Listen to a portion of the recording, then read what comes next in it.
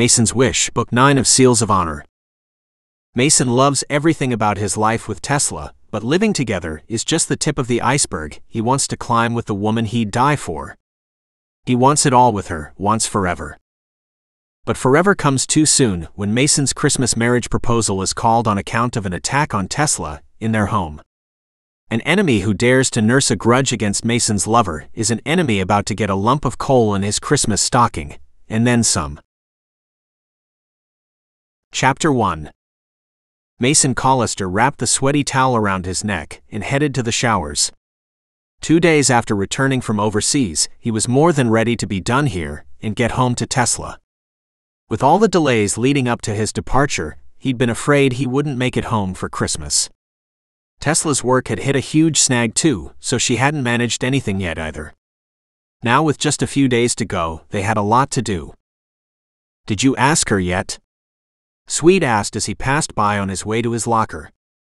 Mason shot him a look identical to the one he'd shot Hawk and Dane not 5 minutes ago. He shouldn't have mentioned it to his friends. But when he finally bought the ring, he couldn't help but show them. They'd been there when he'd met Tesla months ago. In fact, he had to wonder if his relationship with her hadn't spawned an incredible sequence of events, bringing most of his friends into contact with perfect partners themselves. Who knew? But it was as if they all found something in his relationship they wanted for themselves, and had been lucky enough to find it one at a time. After his shower, he dressed quickly, and with a goodbye to the others, he headed home. To Tesla. Someone he'd often thought about but never dreamed he'd meet and end up falling in love with. She was so damn special, he couldn't imagine how he'd survived before her. His truck started up easily, but the oil light came on. What the heck? He just had it in for servicing. His gut hardened. Not prepared to take a chance, even knowing Tesla was waiting for him, he hopped out and walked around the truck. Sure enough, there was a large spill slowly trickling down toward the back wheel on the passenger side where Shadow's Jeep was parked. Shit. He glanced around the almost empty parking lot, his gaze taking in the vehicles he knew and those he didn't. There were more of the former. He and the guys had come here for a workout before everyone headed home. He'd pushed the time slightly, but now, as he stared at his truck, he was definitely going to be late. Oil continued to drip. Way too big a puddle to make him happy. What the hell was going on? As he straightened, he saw Shadow and Swede walking out the front door toward him. "Truck problems?" Swede asked. "Oil leak. But I just had it in for servicing." Shadow studied his face, then dropped to a crouch and studied the oil flow. "This didn't just happen on its own," he announced. "No way. No how." "It's not that easy to get at it to do any damage though," Mason argued. "We instinctively think sabotage, but there's no reason to think that here." At least he hoped there wasn't. Not right now. Not with the Christmas holiday looming. "At least no reason you want to think about," Swede suggested. "You're getting your name and face out in some high-profile cases. Shadow and I were there but always in the background, which is the way we like it. But you..." Mason stared at the oil, his mind trying to figure out what the deal was. It must be the oil filter gasket. Maybe. Only Shadow's voice was bland, neutral. Too neutral. "But I doubt it. I'll call a tow truck. Maybe one of you can give me a lift home?" Mason asked. "I'll try to put a rush on getting this repaired." "I will," Swede said as Mason made the necessary call. "And I'll stay here and wait for the tow truck," Shadow muttered as he peered under the truck. "I want a closer look at the damage." Torn, Mason stood undecided. He needed to know if this had been done deliberately. They saw too much in their lives to let anything go by chance. "Have you heard from Tesla in the last couple of hours?" Swede asked in a low voice. "Shit." Mason pulled out his phone and called her. Swede was right. If anyone had done this, it was more likely to get at her than at him. Why hadn't he thought of that? "Mason." Her sweet voice filled his ear. "I thought you'd be home by now." Relieved, he quickly filled her in on the truck. Oh no, that's terrible. A soft gasp sounded. Then silence. Tesla? Mason asked, his voice rising. What happened, Tesla? Talk to me. No answer. He spun to stare at his men and said in a dark voice, she stopped talking mid-sentence. Like she was hit? Or? He didn't answer. Mason was already sprinting to Swede's truck. As they raced out of the parking lot, he could see Shadow back on his feet, his phone out in his hand, calling more men in. Mason lost sight of him as Swede drove his truck out of the parking lot. They weren't far from his house, but it seemed like hours. Longer. The truck finally ripped into his driveway. At the same time, Cooper and Evan drove up from the opposite direction. The front door was closed and locked. Frowning, Mason unlocked it and barreled inside. Tesla? Are you here? He yelled as he ran into the kitchen, then onto her office at the back of the house. She'd been working on a problem with one of her programs and wanted to do the troubleshooting here in private, even though she had a secure office on the base. But she hated interruptions and worked better in her own surroundings. She'd promised that nothing she was working on would be helpful to anyone in any way, and that she'd be in no more danger working from here than from the office. As nothing untoward had happened since their initial meeting, he'd believed her. Now, as he stared in horror at the upturned chair and loose papers strewn across the floor, he realized he shouldn't have. Tesla, he roared, spinning around the small room. He headed for the stairs and did a quick, thorough search of the second floor. Nothing. No sign of her. When he'd left this morning, she'd already been working, still in her comfy PJs. They both knew they had things to deal with tonight in preparation for the holidays. The small box in his pocket, a constant reminder of the one Christmas gift he desperately wanted for himself. They'd wanted everything ready before the crazy shopping began, and had missed the mark by weeks. And now he had to wonder if he'd lost the most important thing in his life. Chapter 2. How had she not seen it coming? Tesla lay quietly in the back of the van, still stunned at the speed with which she'd been carried off. She'd really come to hate assholes, all of them. Hadn't she been kidnapped and hurt more than enough? Surely this shouldn't still be happening. And how the hell did anyone know she was working from home today? She'd turned on the security and been in the office since Mason left before 7. Outside of the many trips to the bathroom and to the kitchen to refill her empty coffee cup, she'd been buried in work. Important work. And now she had to wonder if the two weren't related. The thing was, she hadn't been completely honest with Mason. What a mistake that had been. It was hard to know what to say when you suspected a coworker of tampering with the programs. She hadn't wanted to accuse anyone without proof. Just even voicing her concerns seemed to cement the probability. She was sure someone was making changes to the code, but with the security she had installed, it shouldn't be possible. But it was happening. She'd contacted security and the commander, and had told him of the breach. She'd informed him that she'd be staying home to look into the issue further without prying eyes watching her progress. But she'd not told Mason. And why was that? Because he'd have stayed home to look after her. And that was a problem. Why? Because she didn't want to be a burden. Her mental preamble came to the conclusion it was all about her father again. And his expectation that she was to handle life on her own. Not lean on someone else. Hadn't she dealt with that yet? Apparently not. Damn. Mason was going to be pissed when he found her. And he would. No way he wouldn't. She examined that belief a little deeper and realized she trusted him with her life and had done so for a long time. A bond that hadn't changed through the months they'd been together. Their relationship had only grown over time, deepened in emotion, in depth as they argued and laughed and loved. God, had they loved, still loved. She refused to give that up. These assholes were just going to have to wait. They'd learn soon enough.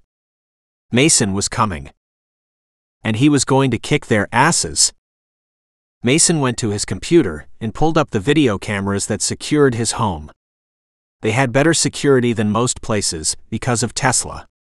She was highly regarded in her field and worked on very high-level secret shit, most that he didn't even know about. And he'd be damned if anyone was going to snatch her again, except they had, and he needed to know how. "Anything on there?" Sweet asked, rocking on his heels. Mason knew his friend was itching to get his hands on the computer, being the geeky type. Though Mason wasn't as good, it didn't take a geek to see the video feed as two men in black faces turned away from the camera, put on masks, and broke into the back door of his house. Somehow someone had shut off the security system. Both he and Swede watched in hushed tones as Tesla was carried out seconds later. She was giving them hell. He had no audio on the feed but could hear her voice in his mind. "Mason is coming. He's going to give you hell for touching me." One of the men, taller, broader than the other, reached down and slapped her across the cheek. Instantly she slumped in place.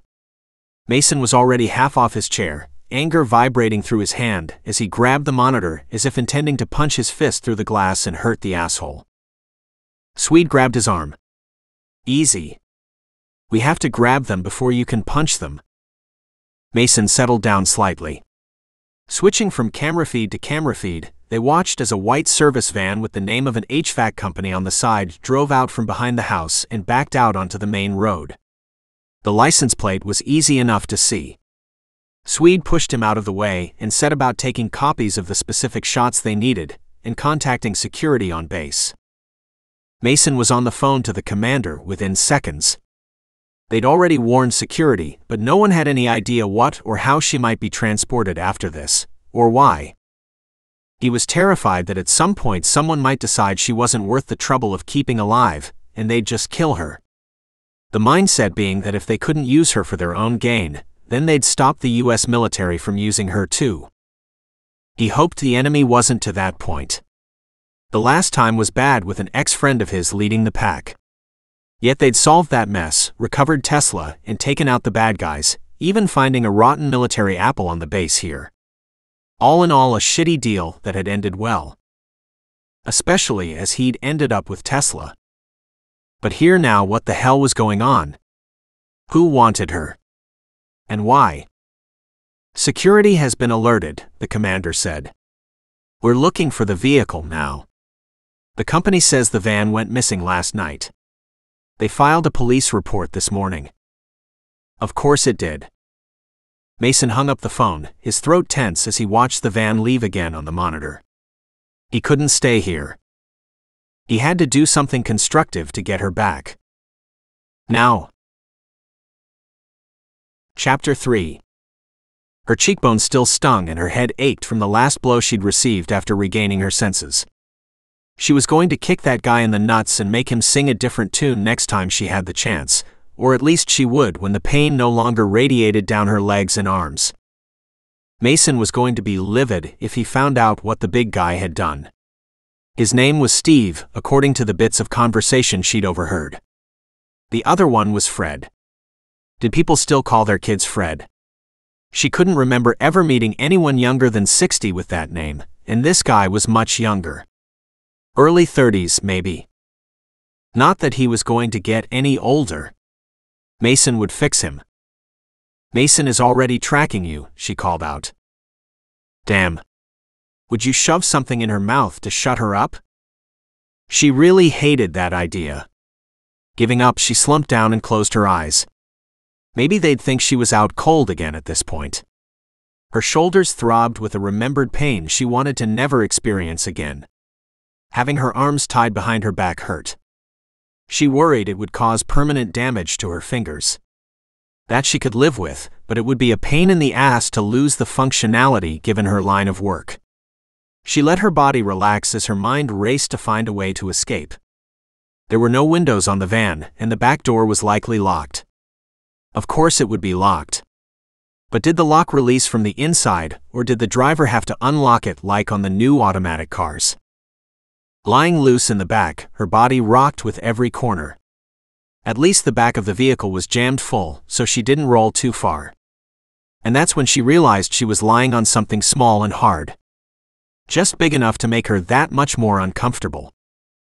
Studying the interior of the van, she frowned. It was an older model. They'd have to ditch it soon enough.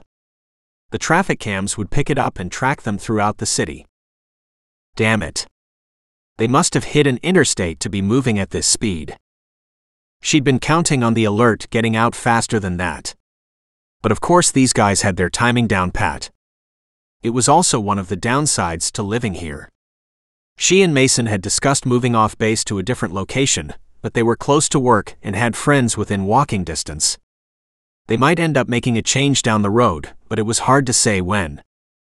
Call Grant and let him know we're clear. We need to complete the delivery, then we can ditch the ride. The van had picked up speed and now moved into mainstream traffic. If she'd been trying for the back door, she had missed her best chance when the van had slowed down. Now she was afraid that form of escape would mean getting hit by a second vehicle driving close behind, who wouldn't be able to stop in time, if they even saw her before they drove over her. She groaned softly. She'd been too slow and they'd heard her. Why is she even awake? I thought you hit her hard enough to knock her out for the rest of the afternoon. I did too, Steve said. She's got a hard head. If you think we need to, I can go and knock her out again. She's trussed up pretty good though. If she tries anything at this point, it won't go well for her. And then we don't get paid, remember? They want her alive long enough to check over her work and see if they need her skills first.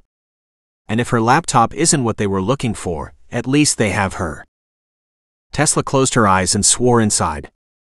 Damn it. They were after her work again.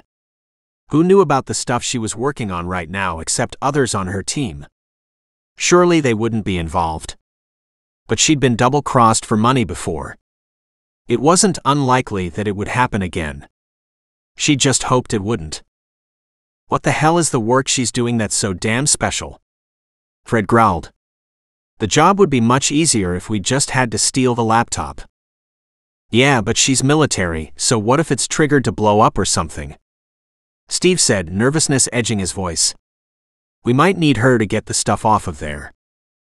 But the information is going to be securely locked down on the military servers, so it won't be on the laptop anyway, Fred argued. Honestly, this is a stupid job. But it's very well paid. We've done some stupid shit for others who were willing to pay, so why not this one? Ours is not to wonder why. Right. I still think she's trouble and we should just dump her. Fred turned the van around a corner with a hard enough turn that Tesla rolled over. She made her body flop limp in case they were watching. Fred continued. We could recover from the laptop theft easily enough, but kidnapping this woman, there's no going back if we're pulled over. So we make sure to not get pulled over, Steve said agreeably. And yet we're surrounded by cops. We've passed two and another is driving ahead of us, Fred snapped. And no one knows she's missing yet. What's it going to be like when they do know? You're being paranoid. Don't lose your nerve. I know we've only been involved in small-time stuff up to now, but this is a big payoff for us. I need the money to go back east. This is my ticket home. Yeah, I hear you, but there are some big prisons back there too, and I don't want to end up in any of them. I'm not going to prison, Steve snapped. Hell no way. Not again. Tesla listened to the two men argue over the risks of this bigger job, but no amount of silent urging on her part had them divulging any more information. And she needed it. How else could she screw up their plans? A hard turn had her rolling again. This time off the item she'd been lying on. And yet it seemed to be up against the back of her thigh. Her gaze widened as she remembered. She'd been on the phone when she'd been hit from behind. She'd fallen to her knees gasping, but had managed to shove the phone into her pants before being dragged outside. With everything still fuzzy, she had forgotten. What a game changer this was. She grinned. Now she had to figure out how to get it into her hands. And dare she try and use it? She rolled over on the next corner so she was jammed up against the side of the vehicle with her hands out of sight from the men. She worked to free her wrists. She had to find a way to grab her phone before the men realized she still had it on her. Why hadn't she gotten dressed properly? Her comfy PJ bottoms with dancing snowmen on them were hardly what she'd choose to be wearing right now, if she'd known she was going to get kidnapped. They had no pockets. But she had a cell phone, and that tantalizing hope of a better end put a big smile on her face. Mason stared at Dane as he said, "Security cameras caught the van leaving 7 minutes before we arrived at your house. They got her out of here before we could confirm she was missing." "I called," Mason argued. "I called right away when she got cut off in the middle of the conversation.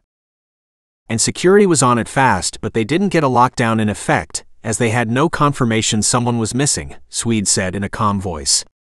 "We'll find her." Mason's brain wouldn't get the message.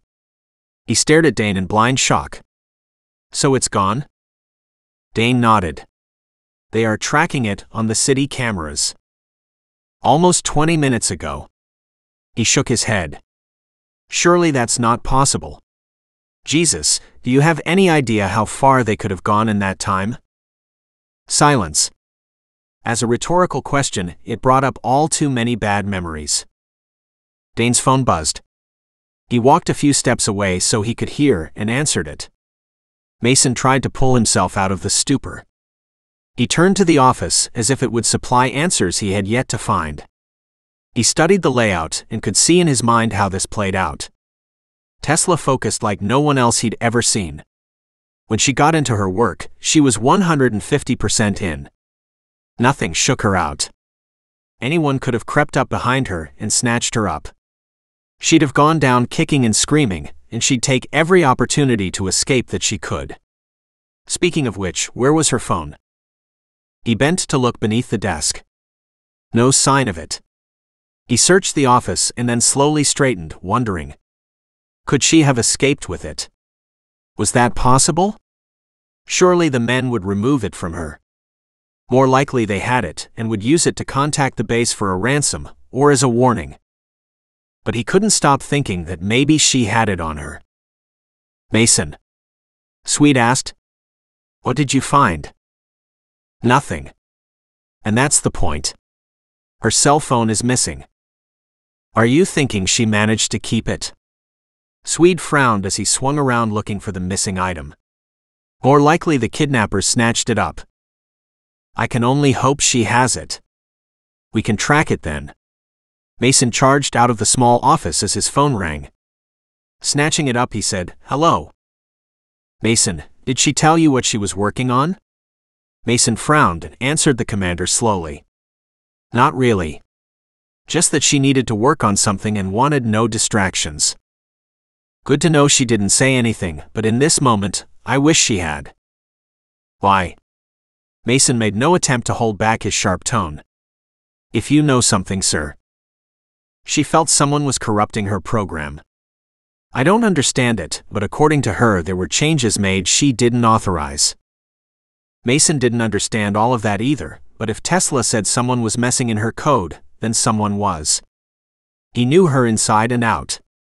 She was the best programmer he'd ever heard about, and had created programs for the military that would be astronomical in terms of saving lives. This had been the problem before. Espionage? Terrorism. He sucked in his breath. Tweaks to the program to hurt, not help? That's what Tesla was afraid of. She stayed home today, intent on finding out who it was. He waited, looking for more information, but none came. Inside job? A heavy sigh was followed by a cough. "You didn't hear that from me." "Damn it. What are you doing to find this person?" "Since she came to me yesterday, I've set up an investigation of all the people who have access. So far there are no red flags of those here today. And of those not there right now. That's more problematic. Both Farrow and Michelson are not in the office.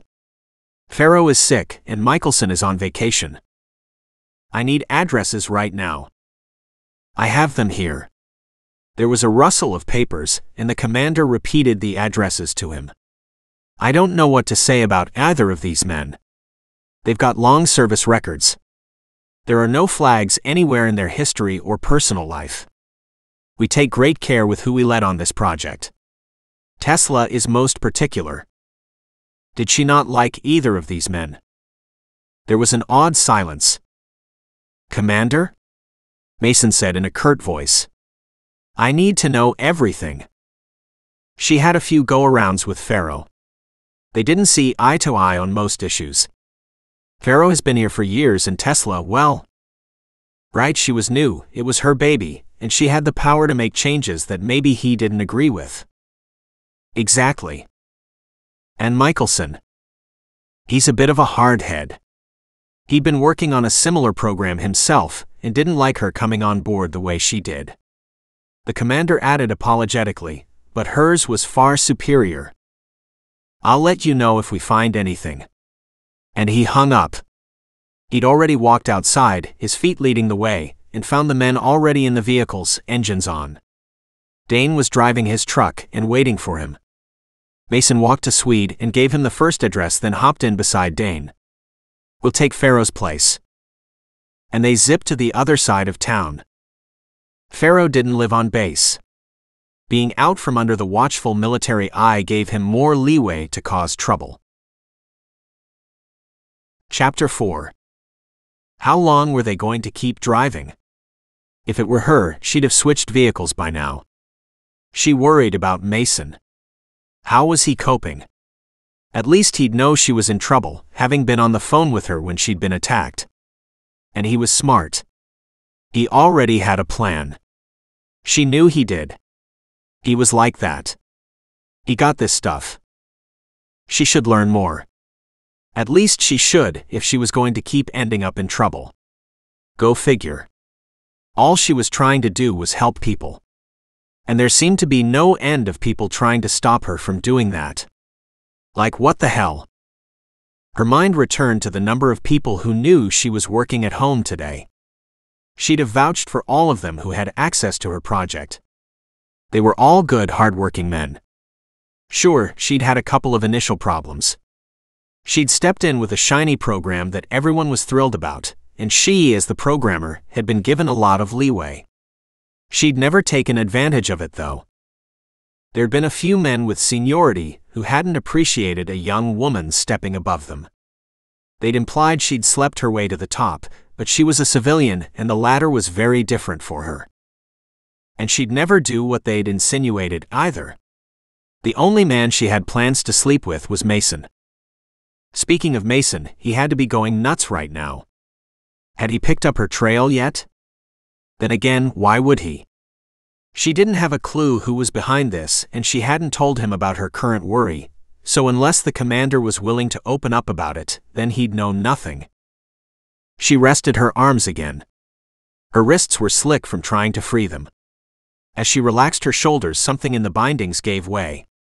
Her arms, stiff and numb from the awkward position, fell flat along her side, and waves of pain rolled through her. After that, getting the other arm free was easy. She carefully shifted until she could reach her phone, and on the next corner rolled so she was facing the wall. Quickly, she sent several texts to Mason. She turned the volume off and told him what she could. As she texted, she realized there wasn't much she could say. Or time to say anything, as her battery was almost dead. Hopefully they were tracking it. She gave him a description of both men and their names, and that she was untied, but they were traveling away from the base, fast. And that someone named Grant was waiting for her to be delivered. She relayed the bits of conversation she could, then hearing someone else talking, she slipped the phone into her underwear and tried to make it look like she was still unconscious. Except for her freed hands. Is she okay? Yeah, there's so much shit back here, I can barely make her out, but she appears to be unconscious again. Good. Maybe she had a delayed reaction to your blow. Or she's faking it, Steve said. Not likely. How hard did you hit her the last time? Fred asked in worried tones. We need her alive and well. She is. But she's slippery. How can she be? She's just a geek programmer who knows nothing but code. Right. The two men laughed. In the back, listening, Tesla realized there was one thing that was new. Since she'd met and fallen in love with Mason, she'd learned more than she thought. Including some self-defense. She'd found judo was more her style over karate. Mason had been supportive as long as she picked a discipline she enjoyed and learned how to protect herself. She hadn't gotten very far in her training yet, but she knew a little bit. Most likely just enough to get into trouble. The thing was, she doubted these two men knew any martial arts. They had the small-time thug look to them. Brutish. It was the man Grant who'd hired them that she wanted. She was tired of being viewed as a pawn in someone else's game. She didn't need this shit. And she wanted to get back to Mason and her work. Before Mason, programming was her life. Now Mason was her life and the programs, her babies. She wasn't sure she was ready to start a real family, so until then this worked well. If Mason had to live without her, he'd never forgive himself if something happened to her. If their positions were reversed, she wasn't sure she could go on alone. She'd been alone for so long. Now he was there for her. To lose that would be horrible. He loved her as much as she loved him. She'd been wondering if she should nudge toward a more permanent relationship, but held back, not wanting to push his buttons. They'd moved in together months ago, and she'd loved every minute of it. There was nothing nicer than waking up to him sleeping beside her. And these assholes were looking to take that away from them. Anger simmered. Her phone buzzed in her pants. She shifted to study the men up front. Was it safe to answer? And caught one of them staring at her. Oh well now. Look who's awake. He snorted. You're not going anywhere, so you might as well go back to sleep. She rolled back over and closed her eyes, trying to block out his raucous laughter. Mason knocked on Pharaoh's door, then finding it unlocked, raced inside. He wanted this guy to be the guilty party. Anyone who had a problem with Tesla had a problem with him. She was a godsend to everyone, and this guy needed to play nice. The living room was empty. Dane went one way and he went another. They met in the kitchen. Nothing. I'll check the garage.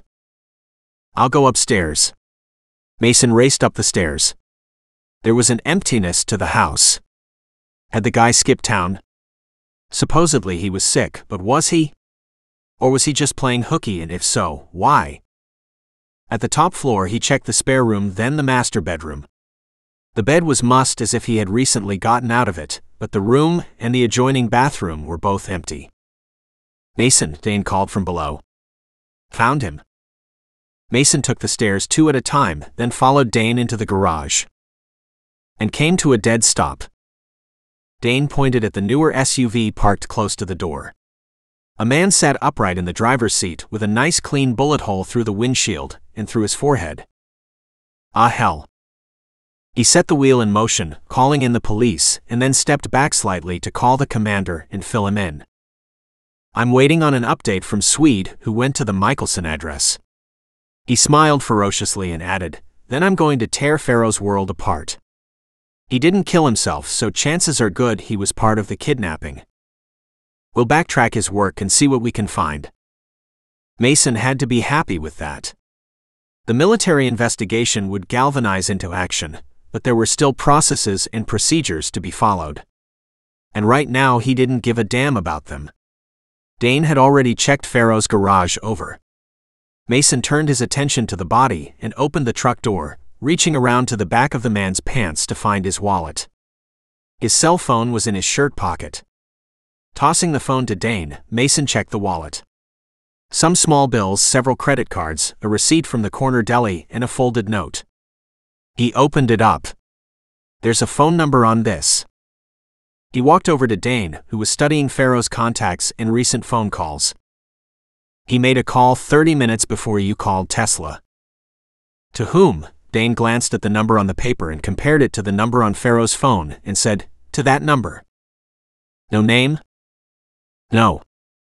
Mason snorted and hit the dial button on the phone. Let's see who it is. The phone rang and rang until finally an irate voice answered. I told you not to call me again. Silence. Sorry, I thought I'd ask again. Mason grasped at straws of what to say. Ask again. Like hell. We've been. Who is this? The voice went from angry to suspicious. Who are you? Pharaoh, Mason said in a calm voice. I just called you an hour ago. You might have then, but that's not you now. The voice snorted. Do you think I'm stupid? Dead men don't make phone calls. And he hung up. Well, now we know who killed Pharaoh. Dane shook his head. Unbelievable. Not really. We just know this guy on the phone knew he was dead. And who is he? Mason studied the paper in his hand and memorized the number. We should be able to track the owner down. At sounds of vehicles arriving, the two men walked outside where they explained the situation to the police. Mason handed over the paper, wallet, and cell phone. Then he and Dane left. I'm surprised you gave them everything. Mason nodded. I memorized the number, and in his contacts was the other coworker, Michelson. His phone rang. Swede, what's up? Mason asked, hoping they'd found something, anything at the other address. Nothing, unfortunately, Swede said. No sign of him, but there's a small suitcase, empty on the floor in his bedroom, and it appears there are clothes missing from the dresser and closet. He's supposed to be on holiday, so maybe he's gone for a few days. Maybe, but the neighbor looks after his dog for him, and this time there was no such request. Is the dog still there? Yes, but it's locked outside. Damn. So no way to know if he's bolted or if he's coming back. If he cares for the dog, he's coming back. Not necessarily. He knows the neighbors will take care of it. Besides, the place is immaculate. Like he barely lived in it. How long has he lived there? Mason hopped into the passenger side of Dane's truck as Dane fired up the engine and pulled out of the driveway. It took a bit of maneuvering to get through the ball-up of cars, but eventually they were moving freely down the road. We're on our way to you, Mason said. But I have a number I'd like you to look up if you can. Mason explained what they'd found. Any luck on tracking Tesla's phone? Give me 5 to look that up, Swede said. As to Tesla's phone, it was on briefly then shut off. Hoping it will come on again. I couldn't get a location right off as it went down too fast. Mason stared out into the hot afternoon and wondered where the hell the men were taking Tesla. Chapter 5. The vehicle slowed and turned right. Tesla stiffened in the back and waited, her muscles tense. She needed to keep her phone with her, and she needed to find something, anything helpful to pass on to Mason. Her phone battery was at a premium. She needed to save it for when it was going to do the most good. The men were pointing out something as the van slowed to a crawl. She could still hear sounds of traffic around her, but much less, as if they'd pulled off onto a side street. She tried to look out the front window, but couldn't see anything from her position. They'd be coming after her soon. How was she going to hide her free arms? Not only were they going to be pissed and take it out on her, they were going to tie her up again. The phone was secure in her panties, as secure as was possible, but there was no way to retie her arms. She frowned. Or was there? She scrabbled to find the rope and looped it around and through her wrists. It wouldn't look right, but if she were unconscious, maybe they wouldn't look too closely. She'd love to wrap the rope around their necks. And that might work if she caught one man alone and off guard. Right, like that was going to happen. Then the van came to a dead stop. She lay in the back, her gut clenching and her breath coming out in short, choppy bursts. She needed to calm it down. The men hopped out of the van and slammed the doors behind them. She waited, expecting the back doors to open. When they remained closed, she sat up slowly. Were they coming to the back to get her, or were they walking away? When there were no more sounds, she leaned forward to look outside and could see the blue sky but nothing else of late afternoon heading to evening. She crawled to the driver's seat, knowing they wouldn't have left the keys in the ignition, but she couldn't let go of the hope that maybe they had. Of course not. Neither was there any sign of her laptop. She also had no idea how to hotwire the engine. Something else she needed to prod Mason to teach her. If she had his training, she'd never have ended up in this situation in the first place. Then if she'd had his training, she wouldn't have her training, and she'd not have been kidnapped. She needed to find a happy middle ground. And she would, as soon as she got out of trouble again. She studied the area outside of the van. It looked to be commercial warehouses all around. That would be fine, but there was no way they'd leave her alone inside the van, even unconscious, unless they had someone keeping watch. So which side of the van would be the safest? Up ahead she heard raised voices. Crouching behind the driver's seat, she studied the three men arguing. Two were the kidnappers, the other one she didn't recognize, and he was too far away to see clearly. Another voice from behind the van spoke clearly enough to realize his location, but not clearly enough to hear what he said. That must be the guy keeping watch. A shadow filled the driver's seat window as a man stepped forward. She sank lower behind the seat as he yelled to the others in front. She knew that voice. Horror and outrage had her vibrating. Dear God. Michelson. What was he doing here? Did he hate her that much? That he'd do something like this? Really? Her mind cast back, looking for something to show he'd been involved in her kidnapping. That he was physically here meant he was, but why and what else was going on? Her thoughts kept spinning in shock. Even seeing the evidence in front of her, she still didn't understand. She didn't want to understand. Sure, they'd had a few problems, but nothing that would warrant this. Michelson stepped forward and yelled, "Let's go, we're wasting time." The two kidnappers spun on him. There wasn't supposed to be any killing, Steve yelled in a hard voice. Grant here said you killed someone. Was Grant the ringleader? She tried to get a good look at the fourth man. It was supposed to look like a suicide, but I couldn't make it happen, Michelson snapped. Maybe it's better this way. Not if we're caught, Steve yelled. I want nothing to do with murder charges. I'm just wanting one last score so I can go back east. Too late. Farrow wanted to back out. I couldn't let him walk away, knowing what he knew. Besides, what's the problem? You're out of this now. Michelson roared. We have to leave. She's not going to stay unconscious for long. Hell, she wasn't going to be unconscious again if she could help it. She crept to the back of the van while the kidnappers argued about not being paid enough for a murder rap. She opened the door quietly, her heart hammering at the snick of the latch, and slipped out. As she closed the door, there was a series of hard spits. She froze. Then she bolted for the vehicle beside her, and then the next. She hid around the side of the smaller car and tried to see what had happened. But her view was blocked. There were a couple of large recycling containers off to the side. If she could just make it to them, she'd be able to sneak into the warehouse and hide. Surely she could lose herself inside.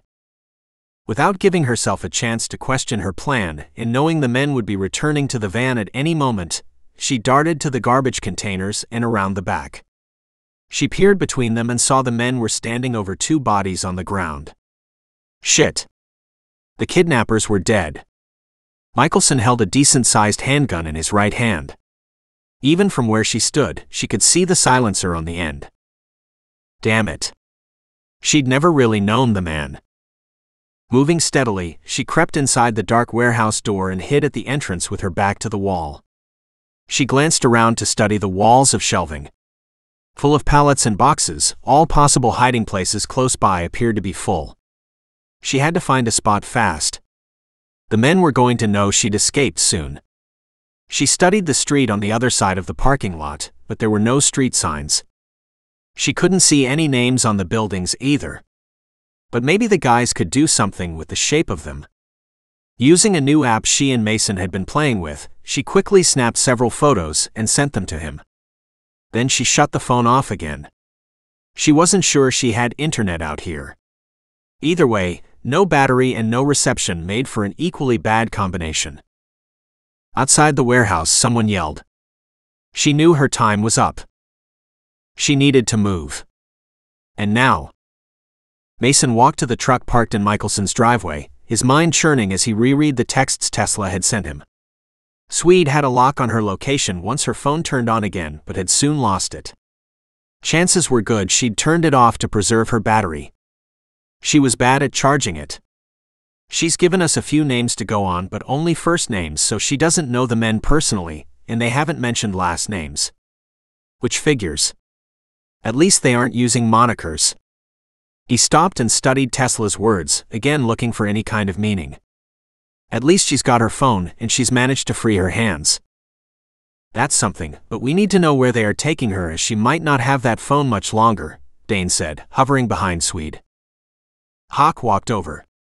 There's nothing here that would point to Michelson, but without checking bank accounts and the rest of his financials, there's no way to know if anything will trigger. Do it. Mason glanced up. And let's find out if anything in the Faro investigation has popped. According to the commander, this is an inside job. These two are the most likely culprits, but we need to get a background search done on the rest of her team as well. The commander is keeping us apprised from his end, Swede reminded him. Let's focus on these two and leave the others to him. Mason's phone buzzed. He studied it, then hit the icon and watched as an image showed up. He quickly screenshot the image, then repeated it as more and more snaps showed up. Then the text started. She's escaped, he cried. Now hiding in the warehouse. Michelson is there. He just shot the kidnappers, he added in amazement, looking at the men around him. But she doesn't know to what extent his involvement is. She snuck out the back of the van and is inside a massive warehouse. The men know she's missing. He watched as another text came in. I know the images aren't much, but it's all there is. Please find me. I'm out of time. Let's hope she leaves her phone on long enough to track it, Swede said. Shit, Hawk whispered. Talk about lucky she's free, but damn it. He walked to his jeep. Email me the images. Mason quickly emailed the 4 snaps, then with half the men huddled around his phone and the other half around Hawk's laptop, they studied the images. One of the cars on the left has a logo, Hawk said. And one of the parked trucks by the garbage has a license plate. I'm tracking the logo, Dane muttered, his fingers busy on his tablet. I'm answering her, Mason said, his fingers busy on the phone. Yes, Swede said. Got her. She's in the Columbia commercial area. Mason quickly texted her what they were trying to accomplish and to stay hidden and safe. They'd found her and were on the way. Her response was almost instant. Hidden. Battery dying. Shit. Shit. Shit. No GPS if the phone isn't turned on, Hawk said, quietly reading the texts in his hand. Tell her to put it on power saver and to not contact you again until she has to. We've got her location. Done, Mason said. Now let's go. Let's go. With Dane driving and Swede now in the back, they pulled away from Michelson's house, Hawk following close behind. We need someone here in case he returns, Dane said. Mason nodded. I'll get the commander on it. Go. And go he did. Dane loved speed, and as Mason watched him race around corners and weave in and out of traffic, he realized that Dane had missed his calling. He should have been a race car driver. Only then he wouldn't be here to have Mason's back. And that would be a damn shame. Chapter 6. She caught her breath and shrunk deeper into the shadows. The assholes were coming. So was Mason, but he was miles away. What the hell was she going to do now? She studied the shelves. She'd tried to climb to a higher one, but the boxes filled the shelves, and she hadn't been able to get on top of them. The boxes were large and jam-packed. Her ankle was killing her, she didn't even remember when she hurt it. She was mobile but not for running or sprinting. They'd catch her in no time. On the left she spied a ladder. She quickly climbed up to the top, hoping it would lead her to a second floor. It took her to a catwalk. Where the fuck is she? Michelson roared from below. Damn it, Tesla, show yourself. And in what universe did he expect her to answer him? He already killed Faro. And had likely killed the 2 men at his feet. She knew he had more bullets with her name on them. Like hell, she was going to give them a home. Her next step took her onto the catwalk at the top of the warehouse. Cool. She tried to walk soundlessly down the one length to not give away her position. She needed a better hiding place. She tiptoed along. She could hear the men below but couldn't see them. She kept moving, searching for a place, any place that would protect her until Mason got here. A groan followed by cussing had her flattening along the wall and holding in her breath. "Please don't let them see me. Please." Sirens screamed into the parking lot. She sobbed with relief. The cops were here. She closed her eyes and sagged in place. Surely it was safe now. And then she heard gunfire. Her legs trembled and her heart jittered in panic. Where was Mason? With the arrival of the cops, the two men had bolted inside the warehouse themselves. She was no longer their focus. Thank God. But now it had come down to a shootout. And that was not where she wanted to be. Another gun fired. She took a deep breath and moved closer to the back. She was less worried about stray bullets than she was about the men racing toward her to get away from the cops and her ending up as a hostage. She wanted to escape this nightmare, not get embroiled further. At the far end of the catwalk she could see the back of the warehouse, dark and quiet. Nothing moved. She wondered at trying to sneak down again. Maybe she could just curl up in a ball and wait for the bullets to stop flying. Running feet pounded the cement warehouse floor. The men were racing deeper inside. If they ran up here, then she had nowhere to go. She quickly sprinted back to the front and farther away from them. This time she was less worried about the noise she made than putting more distance between her and the man now rapidly climbing the ladder. She could hear him running behind her. Her ankle on the odd grid surface of the catwalk slowed her down. The front ladder she'd originally climbed loomed ahead of her. She went to jump onto it when a bullet hit the wall beside her head. "Get back up here," the stranger ordered, his voice lethal. Without any choice, she stepped back onto the catwalk, aware they had the interest of the cops below. "What do you want with me?" she cried, her back flat on the wall. She glanced down, but she was too high up to see much. "I don't even know you." "Michelson promised your program to me." "What program?" "You can't run anything I'm doing without getting access to the U.S. military defense system. And that you can't do. I'm only building onto the existing program." "You're lying." He reached out and grabbed her, slapping a hand over her mouth and whispering low against her ear. "Not that it matters anymore. You're my ticket to a better life." In the background she could hear a bullhorn voice calling up to them to put their guns down and surrender. "No," she cried, twisting so she could speak. "I'm no one's ticket anywhere." She struggled to free herself, knowing that safety was so damn close. He dealt a blow to the side of her head that made ringing noises inside her brain. She collapsed against him. "I can't help you," she whispered. "They will just shoot you." "I'm no one." To Michelson you were someone. Someone he hated. He was all too willing to take care of you. Then why didn't he just have me killed at the outset? "Why all this mess?" she said, her voice dull, her head still screaming in pain. "He wanted to kill you, but I figured we should keep you long enough to make sure your program worked." "It works, but you can't take a piece of it and move it to your computer. It's not like that." Grant stopped for a long moment. "And of course he knew that, right?" She nodded. "I was working at home because someone tampered with it, and I needed to figure out what the person had done and why." "So you were onto him already?" "I knew it was someone from the team. I just didn't know if it was Farrow or Michelson." "Michelson was working for me. Part of that was to secure your work with him. He needed Farrow too, so I hired him as well. Until he tried to back out today, and Michelson shot him." Grant's voice turned thoughtful. "Could he have a copy of the whole program, as he promised? Or has this all been for naught?" Her gaze widened and she twisted so she could stare up at him in shock. In the dark it was hard to see, but she caught sight of scar tissue on his neck and hands, though with the hat and sunglasses she couldn't see much else. Farrow had been involved too. It might be possible. If he had enough time. "How long have you worked there?" Her shoulders slumped. "Over 6 months." "Is that long enough?" "It is, barely."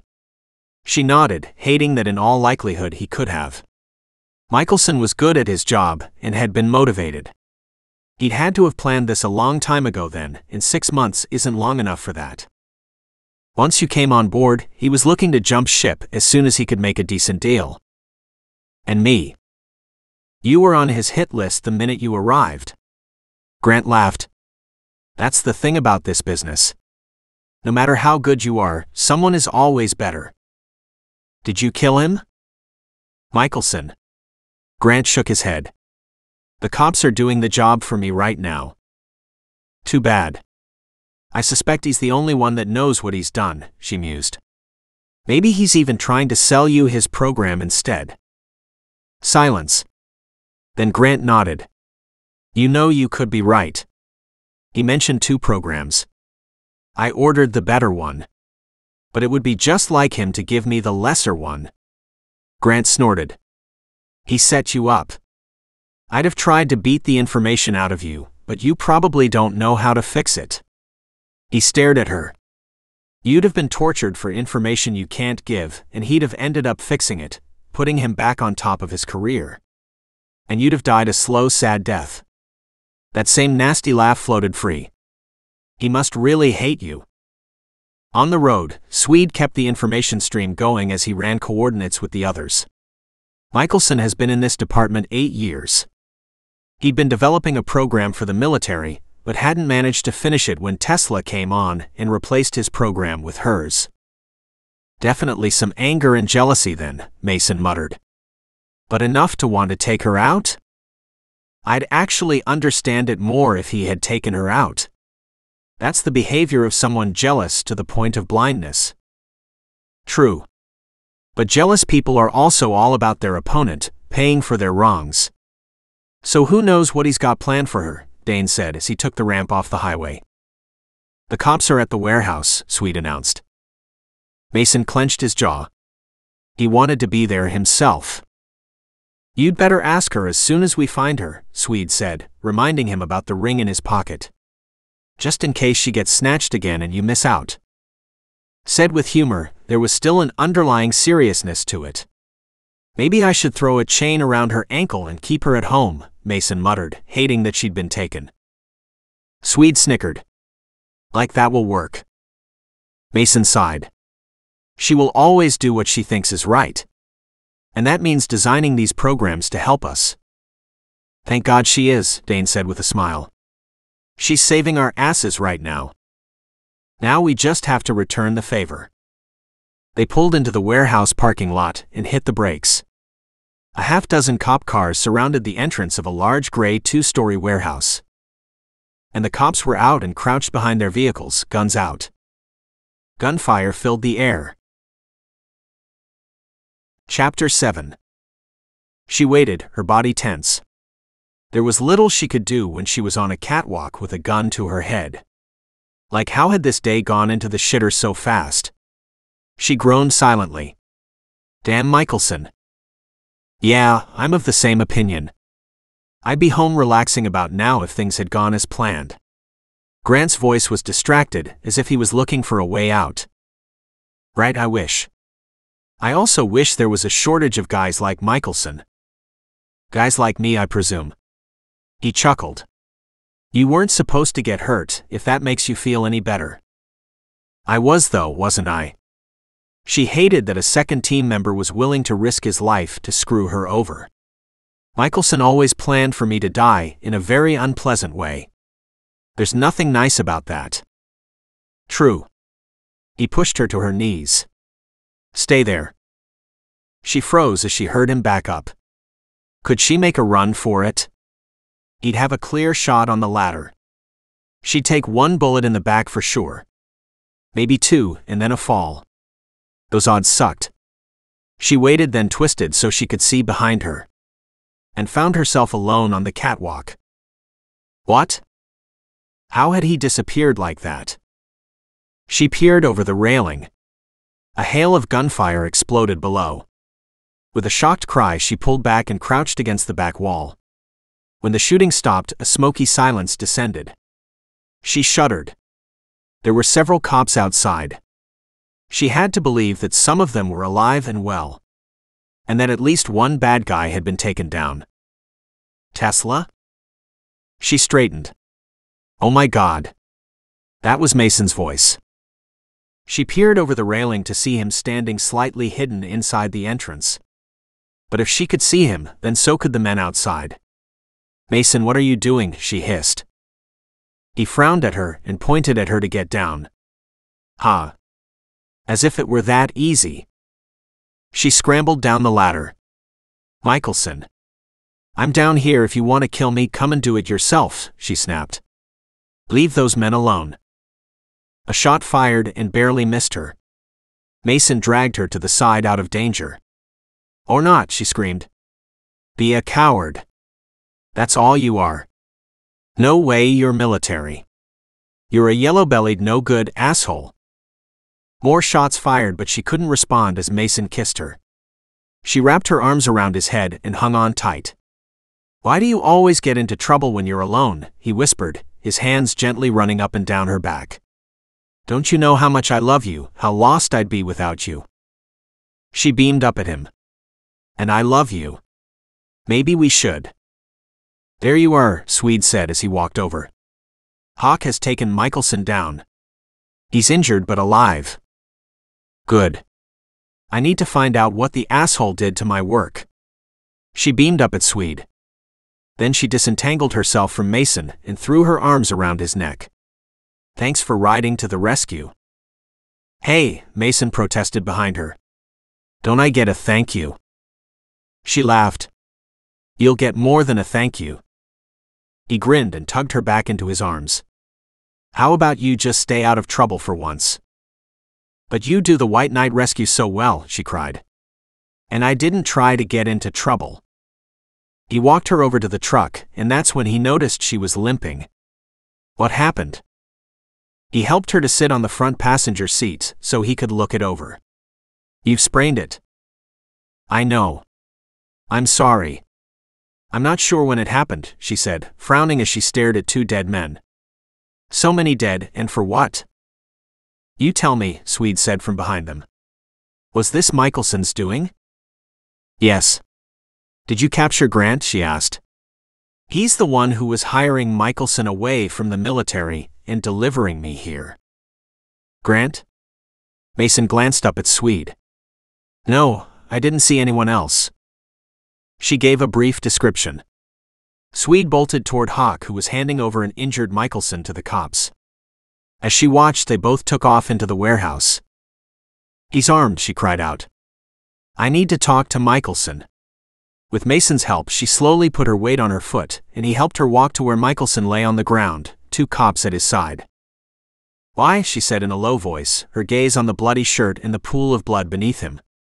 "And was it worth it?" He groaned. "I didn't want to have it go this far. But you ruined everything again." "I ruined everything?" she cried in anger. "I didn't do anything to you. My program was the one the military was looking to buy before you came along. It was worth millions. I don't want to spend the rest of my life in the service. I was going to retire with my fat bank account, but you killed that," he snarled, then groaned as pain hit him. "Bitch. And Grant? What about him?" But his breath was weaker, almost panting. "What did he want with the program?" "It wasn't your program he was getting, it was mine. I told him you needed to fix parts of the code that were missing a security measure. He believed me." He managed a hateful grin. "Only you didn't know the program and wouldn't have been able to fix anything." "So I'd have been tortured to death," she said in a low voice. "Thanks for nothing." She turned and hobbled away, Mason at her side. There was an odd cough, then a second one was followed by an odder rattling sound. She stopped and bowed her head. She knew before she turned around that Michelson had died. As much as she hated what he'd done, she still hadn't wished that for him. Mason wrapped an arm around her shoulders, hurting for her. Betrayal was the worst. He'd never wish her enemies dead, but he couldn't help wishing he'd had a few minutes alone with Michelson before this. He helped her back up to the passenger side of Dane's truck, then gave her a kiss. "Stay here." She nodded, and he raced back to the cops to confirm Michelson was dead. He pulled out the man's wallet, filling the police in about the other man who'd gotten away, and Farrow's murder. Michelson's wallet revealed little new information. Mason did a quick search of the dead man's pockets and found his car keys. He clicked the button to see a compact parked to the side. With one cop at his side, they opened up and searched the car. The trunk was empty with the exception of a small overnight bag. Inside the driver's side there was a coffee cup, a notebook, and several loose pieces of paper. The suitcase yielded a small tablet. Mason smiled. Now maybe they could find something worthwhile. Everyone's lives were digital. He walked back to Tesla. Her face lit and she reached for the tablet. "Any update from our friends inside?" she asked as she turned it on. "No, not yet." He studied her, seeing the ugly bruise on her cheek, the swelling around her face, the dirty tangled hair. But her attention was solely on the tablet. "How are you feeling?" She glanced up in surprise, saw his concern and smiled. "I'm fine. You rescued me again, just in time." "It's the just-in-time part that is giving me nightmares," he muttered. He couldn't keep his hands off her. From stroking the side of her hair to her shoulder to clasping her hand and then patting her knee. As if he couldn't quite believe she was safe even now. She slipped her hand into his and tugged him forward so she could look him in the eye. "I'm okay." He dropped his forehead to lean on hers and closed his eyes. "You're way more than just okay." Her lips pressed against his for a long moment, then she said, "Go. I'm fine here. There are cops all around me. Find Grant. Then we will know this is over." With a hard kiss, he turned to join the search, his hand fingering the box in his pocket. Wondering should he have asked her already. Then he buried himself in the hunt. Although the asshole was likely long gone, they still had to turn over every rock just in case. It was the only way to bring this to a close. Tesla had seen his face. And men had died.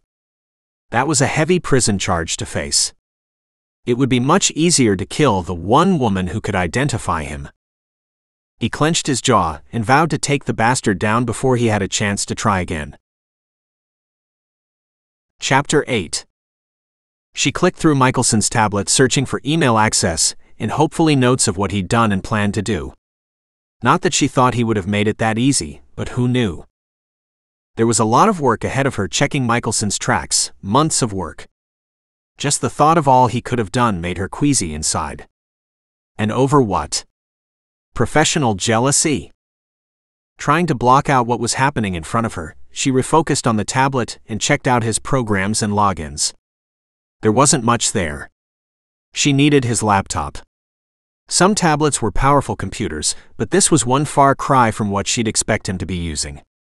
She had multiple devices and suspected he would too. But if there was nothing in his house or at work and not in his car, what was the chance Grant had it? And would he know what to do with the information on it? If the US government had been considering Michelson's project, then it was at a high enough level to be of interest to Grant. He could always find others to fine-tune it. Chances were good he had a half-dozen geeks already working for him. Add to that 6 months of Michelson working alongside her where she'd just started to open up about her work, and he'd had access to too much.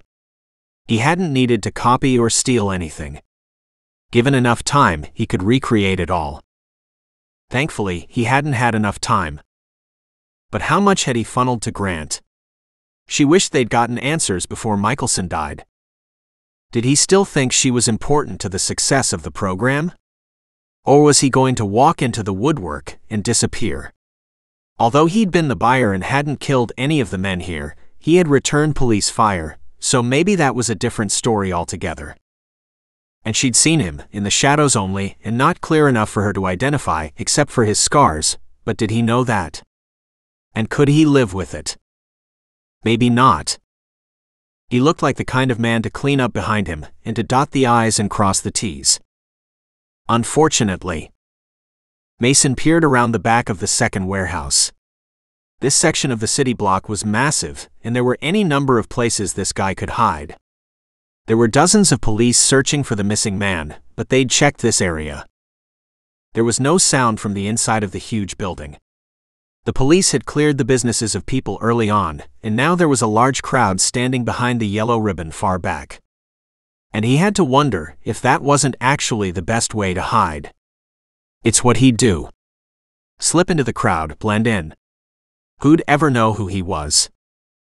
His gaze swept over the crowd. He picked up his phone and contacted Shadow, who'd just arrived and was walking toward Tesla.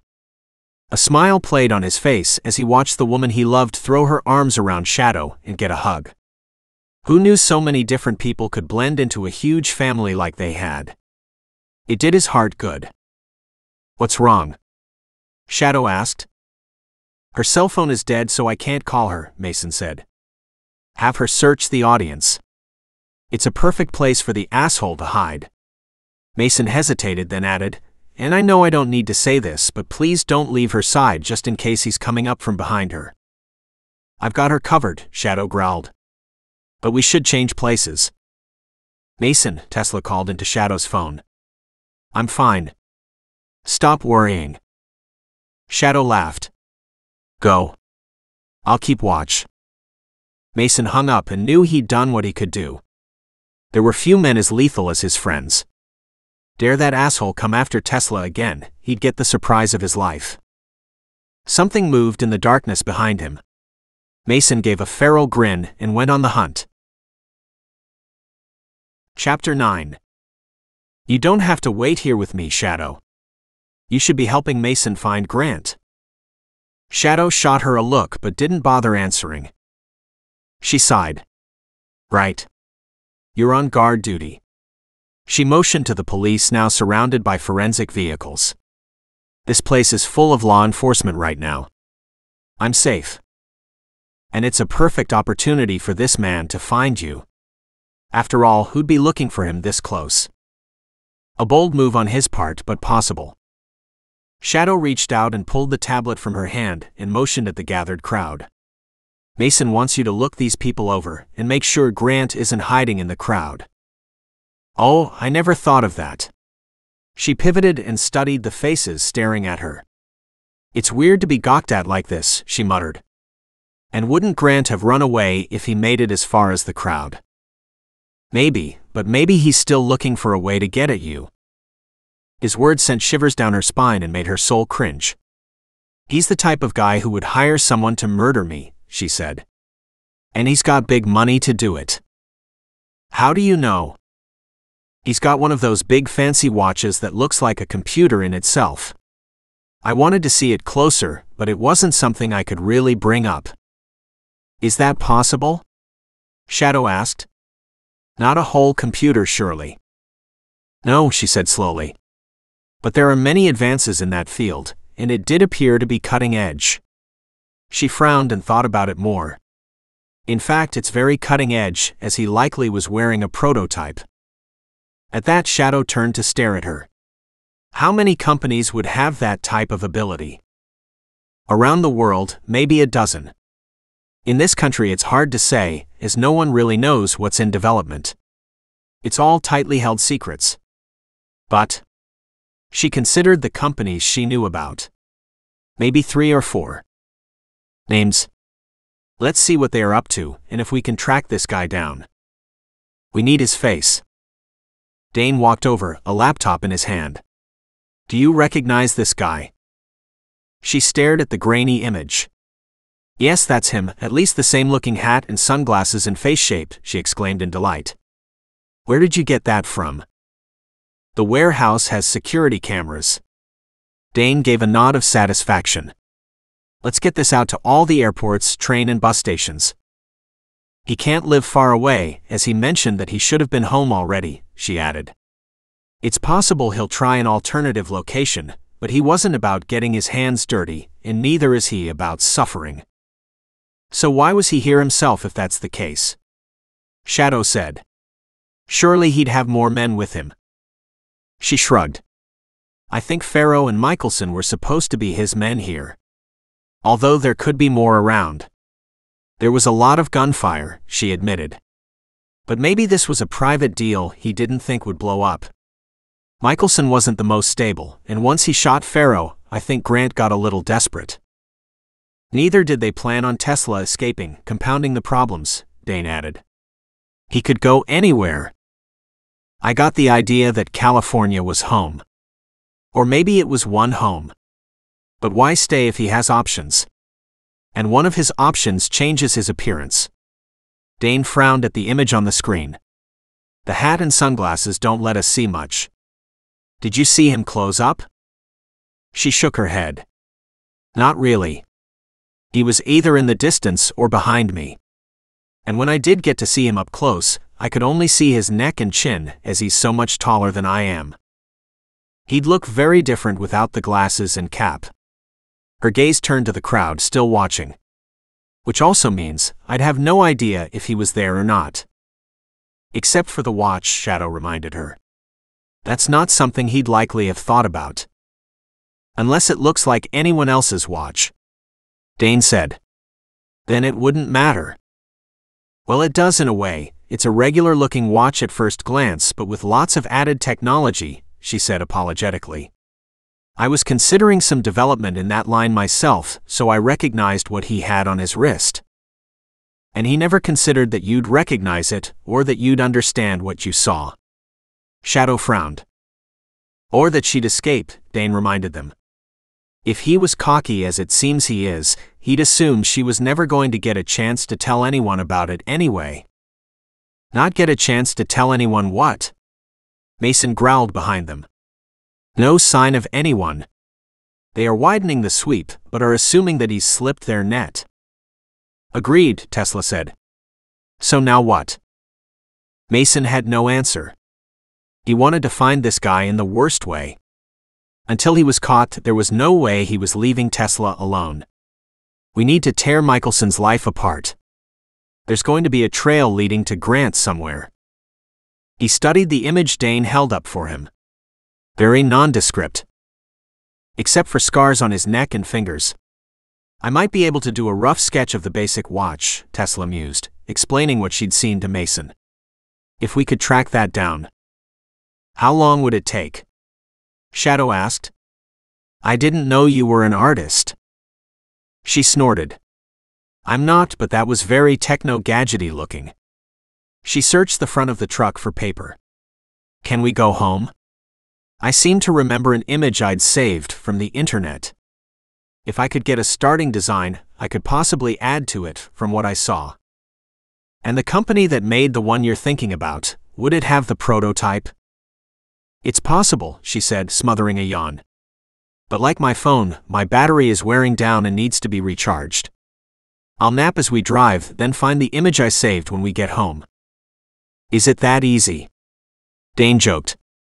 I see all kinds of stuff on the internet, but finding the same thing twice, not so much. It's saved in my notes for later reference. As the men brightened, she added, but my memory could be deceiving me. It might not look like I remember.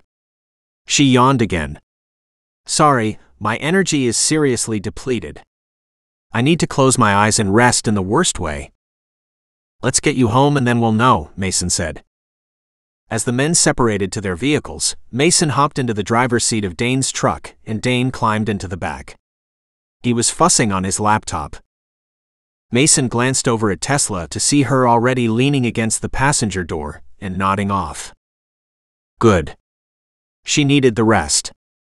And driving carefully, he took her home to where she belonged. Chapter 10. She woke up in her bed. With a happy smile, she rolled over to find the place beside her empty, with the afternoon sun breaking overhead. She'd slept for at least an hour. Maybe longer. It was enough. She felt wonderful. She sat up and realized she was nude and covered with a light blanket. Mason taking care of her again. Well, she'd return the favor another day. A quick shower was first. After that, she dressed and walked downstairs. The kitchen was full with Mason and their friends, but she detoured to her computer setup. She'd forgotten for a moment that her laptop was missing. She'd have to ask Mason to check if it had shown up. An irritant, but not major. She had 2 spares. She pulled one out of the cupboard and connected it. Once it had booted up, she went to her off-site storage and studied the image of the watch she'd kept. It was close. It was blue, not black. The rim around the edge thicker than the one she'd seen. She printed it off, grabbed up a sharp pencil and went to work. It took 10 minutes for her to dredge the information from her memory. When done, she stood up, and smelling the fresh coffee, she carried the image out to the men. "It's the best I can do," she announced, handing it to Mason before walking to the coffee pot. She turned, a full cup in her hand, and leaned her hip against the counter as the men studied the image. "It's not much help, is it? Do you know the company that sold your original watch?" "Goldsmith. A huge jewelry company. So they were retailing it for someone then?" She nodded. "The producer is listed as Marymore, a maker of fine watches for men." Dane had his phone out in his hand. "I'll track them down." He got up and walked into the other room. She took a sip of coffee. "I was thinking of GMB. They are an IT company that was bought out by Bernstein Inc., which already does ID prototypes, but they also own a lot of subsidiary companies." She shrugged. "Maybe check them out." "We'll do that," Mason said. Shadow studied the image in front of him and then said, "I think I have seen something like this." "Where?" Tesla asked. Shadow shook his head.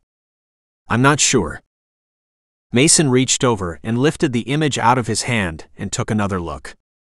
"I don't think I've ever seen anything like this." "It's pretty advanced," Tesla said. "But there have been prototypes around for decades." She looked over at Mason. "Do you think it's safe to sleep here tonight?" "No, it's not," Shadow said, not giving Mason a chance to speak. "He knows who you are and where you live." Shadow lifted the image from the table, adding, "If this deal was worth a lot of money, he's coming after you." "I think he's more concerned about avoiding a murder charge," Tesla said. He did not sound impressed at the idea at all. Dane came running into the room. "I think I got it." Everyone crowded around him as soon as he was seated. Bergman had a contest a few years back where they offered a large prize to anybody who could design the next high-tech watch. He pointed to a letter. The contest was called, "Take It to the Next Level." "I remember that," Mason said. "There was a lot of media hype about it. Some of the designs were beautiful." "So what are you thinking? That Grant was one of the designers who submitted a design?" Tesla asked. "Or that he might be part of the company that bought one of the designs, in which case, how does that help us?" "It helps if you can find out what happened to the top entries. Who the designers were, what company bought the winning design, because they've obviously developed it further." "Then that's where we will start," Mason said. "I'd love to have this guy slammed into jail before nightfall." After that, the men sat down at the kitchen table, each with laptops, and worked on research. Tesla returned to her office to start digging through her work to see just what Michelson had done. With her door open, she could hear the men muttering behind her. She stared out through the office window, her mind consumed with all that she'd been through. She was still tired. She was still worried. But she was so damn glad to be home. She also wanted this over with. She quickly lost herself in her work and never roused until Mason laid a hand on her shoulder, startling her. She bolted out of her chair and spun around, a small cry escaping. "Easy, Tesla, it's just me." Her hand at her chest, she let out a gust of breath and just stared at Mason, wordlessly in shock. He opened his arms. She ran into them. When his arms closed tightly around her, she snuggled in close. Tears burned the back of her eyelids as she tried to hold them back. "Easy, sweetheart," he murmured against her temple. "It's going to be fine." The warm breath from his voice drifted down on her face, bathing her with soothing comfort. "I know it will be," she whispered. "I just wish this was over." He gently rubbed her back and said, "It will be soon." She pulled back to look him in the face and asked, "Will it though?" She shook her head. "What if he left the country?" "If he did, then chances are good he won't return for a long time," Mason said. "And though I like that idea, I would much prefer to have him behind bars so he can't come after you later." "It's the uncertainty that's hard," she muttered. "Waiting for something to happen." Well, at least I have my truck back now, so we're mobile again. He dropped a kiss on her forehead. We'll get to the bottom of this, don't you worry. He started to walk back to the kitchen, then stopped and turned. The guys are getting hungry. Are you? She laughed. Nice to know everything is normal there, she said. And yes, I am. I haven't eaten all day. We'll fix that, he said. As he walked through the doorway, he tossed back, I'll let you know when it's ready. He walked back into the kitchen. Any luck? Yeah, maybe, Dane said. The second runner-up was an 18-year-old kid. He swiveled the laptop so everyone could see him. He has an older brother with a rap sheet. Stealing military secrets is big time. And what does this have to do with the contest? The thing is, Dane said, the kid is no longer a kid and is now working for one of the biggest IT companies in the world. So how does the older brother fit in? Mason asked. Is he using his kid brother's job to make bigger and better scores? The older brother did time for fraud, identity theft, and small-time petty crook stuff. Dane studied the notes. The last time he popped up on the radar was 7 years ago. He's been quiet and clean ever since, or managing to stay under the radar while developing better skills. The contest was, let me see, 4 years ago. Would he have the brains to have moved into big-time crime? I would think so, given the right opportunity. If he'd guided his brother's career, he'd be able to take advantage for both their sakes. Shadow studied the young man's face on the screen. The kid might be involved, or he may not have wanted to follow his brother's life of crime, but may not have had a choice. He turned away. The older brother could also be doing this without the other brother's knowledge. Do we have an image of the older brother? There's one, Shadow said. It's from 7 years ago. Mason studied it, but it meant nothing to him. He turned and called back to Tesla, Honey, can you come here for a second, please? Tesla got up from her desk and walked toward them. What did you find? Could this be Grant? Shadow asked. How old would you say the man who attacked you was? She stared at the image. Early to mid-30s. She raised her gaze to look at Shadow. But I can't be sure. Understood, Mason said. Take another look, maybe there was some kind of identifying mark. Body type similar, not sure of his height. He has the right general look, but I never did get a good look at his face. His arm had the watch and... She closed her eyes as if to put herself back into the scenario. Like I said, his fingers were scarred. Not badly, but they held crisscrossed white lines as if from a machinery accident of some sort. And there were scars where his shirt ended at the neck. Interesting. Mason pulled up police records and started searching. Tesla stood at his side, waiting and watching. Could it have been scars from burns? Mason asked, tapping his monitor. Apparently both parents were killed in a fire when the boys were young. The kid brother was a baby and unharmed. The older brother, 10 years older, was burned on a good portion of his body. It's possible, she said. I didn't get a good look at him. Kid brother is Mark and is currently living in San Diego. Tesla looked at him. That's pretty close, she said in surprise. Older brother Greg lives in San Diego as well. Mason picked up his phone. I'll call it in. Chapter 11. There was a palpable excitement in the air, as everyone realized they may actually have a viable line of inquiry to pursue. Tesla had to agree. That sense of movement, the actual feeling of getting somewhere even if it was a false lead, was huge right now. It built up confidence and gave a positive outlook to everything. When the doorbell rang, she didn't hesitate. She opened the door to see the delivery man carrying a large order of takeout food from the closest Chinese restaurant. It was one of her favorites. Yum, she said. Mason hadn't said what he'd ordered, but knowing it was her favorite made her love him all that much more. The delivery guy put 2 carry-out bags on the floor in the hallway and asked, Is it possible to get cash? Our machines are down. Sure, she said. Let me just take the bags in and see what I've got. She turned to grab her purse and was grabbed from behind. She fought a hand over her mouth until she felt a sharp prick on her neck. She stared at him in surprise, then saw the needle in the man's scarred hands as she collapsed to her knees and fell forward onto her side. She could barely move. He leaned down and grabbed her arms to lift her. Mason called from the kitchen, "Tesla?" When she didn't answer, there was a flurry of chairs being thrown back and men running toward her. She was carried down the stairs as the men thundered in her direction. The delivery man dropped her on the cement and ran. "Tesla?" Mason raced to her side. "Honey, are you okay?" She tried to speak. No words came out. Mason's fingers went to the sore spot on her neck and started cussing. "Shadow, grab my keys. I'm taking her to the hospital, she's been drugged." She groaned, silently wishing she could talk. The damn sneak had given her a shot of something nasty. The men had scattered. But she'd heard the squealing tires of the delivery car pulling away, so she knew he'd escaped, again. Tesla, was that the same man? She stared up at Mason helplessly. But in her mind she tried to fit the low ball cap and sunglasses on Grant's face. The same general build, yes, but she'd seen what she was supposed to see, a delivery person, nothing else. And of course she'd seen his scarred fingers, too late to help.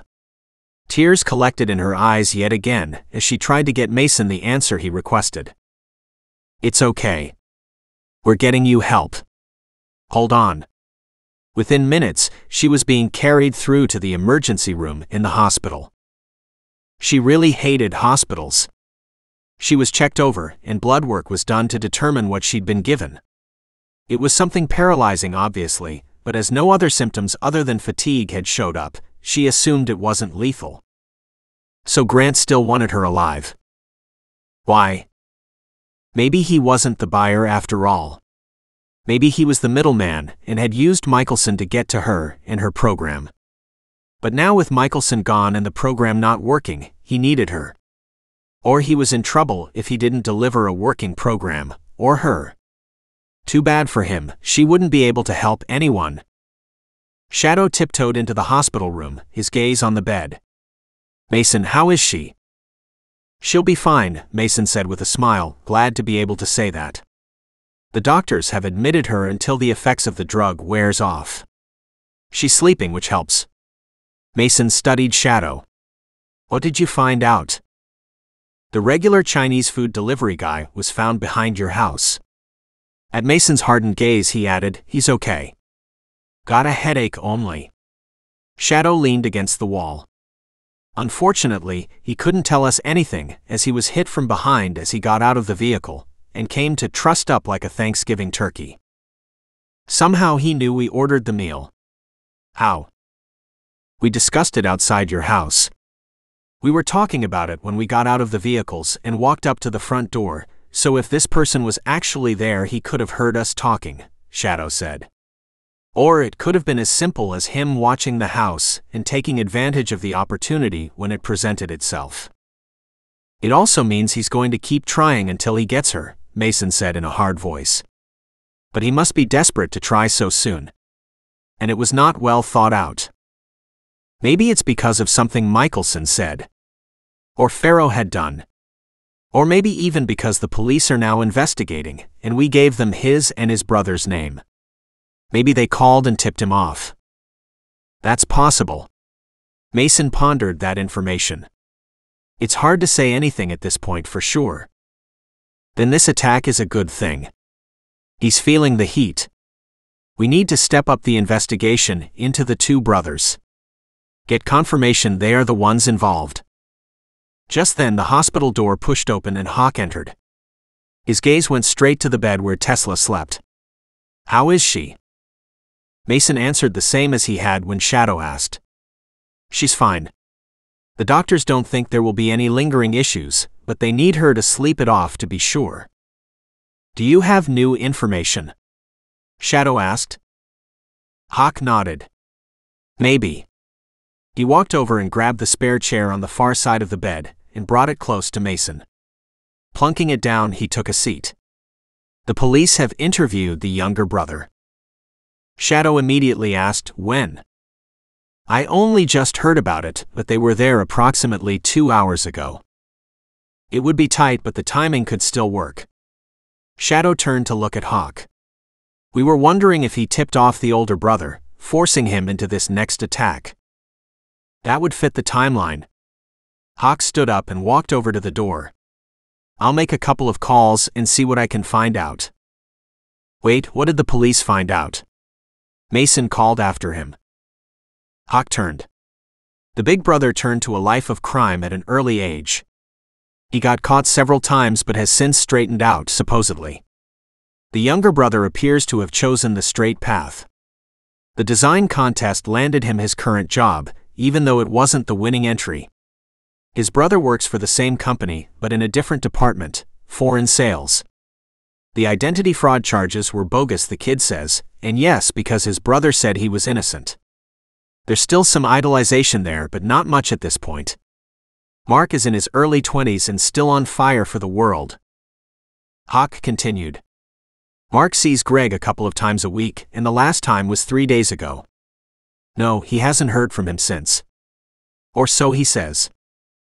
We need to check Mark's phone history, Shadow said. I bet anything he tipped off his brother, and that prompted the attack on Tesla today. It was a panicked move. The cops are on their way to pick up the older brother for questioning right now, Hawk said, before walking to the door for the second time. I'll call and confirm. Mason stood up. Let's hope they can get some answers. I'd love to be in the interview room with him myself. He hated doing nothing. Like Tesla said, the waiting was hard. Shadow followed Hawk to the door, then turned and looked back at Mason. Do you need anything? He motioned at the doorway. I'm going to get coffee. A shaky voice from the bed said, Coffee, please. I'd love a coffee. Chapter 12. Tesla woke to the murmur of voices. She lay quietly, listening to Mason and their friends. Progress. That was something.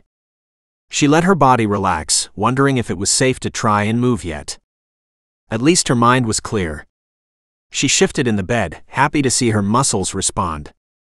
Lifting a hand to her temple, she was overjoyed to feel her hand rise. Thank God. It could have been so much worse. Grant must be getting desperate. Then so was she. Hey, Mason said as he sat down beside her. One gentle hand reached up to stroke tendrils of hair back off her temple. How are you feeling? Better, much better. Tesla rolled over onto her back, stretching up to cup the side of Mason's cheek. So glad to be able to move again. Mason grabbed her hand against his face and held it firm as he turned his lips and kissed her palm. The doctor said it was a variation of the date rape drug. Now it just has to work through your system. Good. A yawn escaped. She reached up to cover her mouth, marveling yet at the joy of having her body move on command. Any news? Are we on the right path as far as it being those brothers? It's possible, he said cautiously. But it's too early to tell. Have the police questioned the younger brother? Mason nodded. Yes. But. She leaned back and tried to shift her position. Mason reached to find the control for the bed, to move it into a sitting position. Is that better? He asked. At her smiling nod, he leaned over and kissed her lightly. Good. Are you avoiding the question? She asked, tugging the blanket up higher. No, there's just not much to tell you. He quickly filled her in with what he did know. Can you find that image of Grant again for me, please? She turned to look at the multiple laptops by the chairs. I saw the Chinese food delivery man, and this time he had no baseball cap and sunglasses to try and hide his features, but it was still the same scarred hand, so I know it was the same man. Her gaze trailed back to Mason. Any sign of my laptop from the van? Mason nodded. We're trying to get it out of evidence and back into our hands. Good thing I don't have anything important on it, considering how long it's likely to take to get it back. She waved her arm at the laptops on the chairs. Those would work as well for my purposes, although they won't have the same programs I need. She paused. And they don't likely have the same performance. Not that I'm planning to do anything other than research right now. So why steal your laptop then? Shadow asked, trying to close the door behind Hawk, who was carrying a tray of coffee. I overheard the kidnappers talking about it in the van. They weren't sure but figured if the laptop didn't give them what they needed, then I could. She sniggered. They were also afraid that I'd rig the laptop to blow up, and they'd need me to gain access. Really? He stared at her in surprise. Really? She accepted a cup of hot coffee from Hawk with a smile of thanks. Mason put his cup on the night table, stood up and walked over to collect his laptop, which he then brought over and placed on her lap. Use mine. Thank you. The brother's image should be on one of the open tabs. He sat down beside her and waited for her to look at the image. What do you think? Quite honestly, I'm not sure, she said frankly. It's not a no, but I'm not sure it's a yes either. She reached up to rub her temple. I just didn't get that good a look at him again. And why would you? Hawk said. You expected to see a delivery man, and that's what you saw. And yet I wasn't expecting a delivery man, she said. I had no idea Mason had ordered it.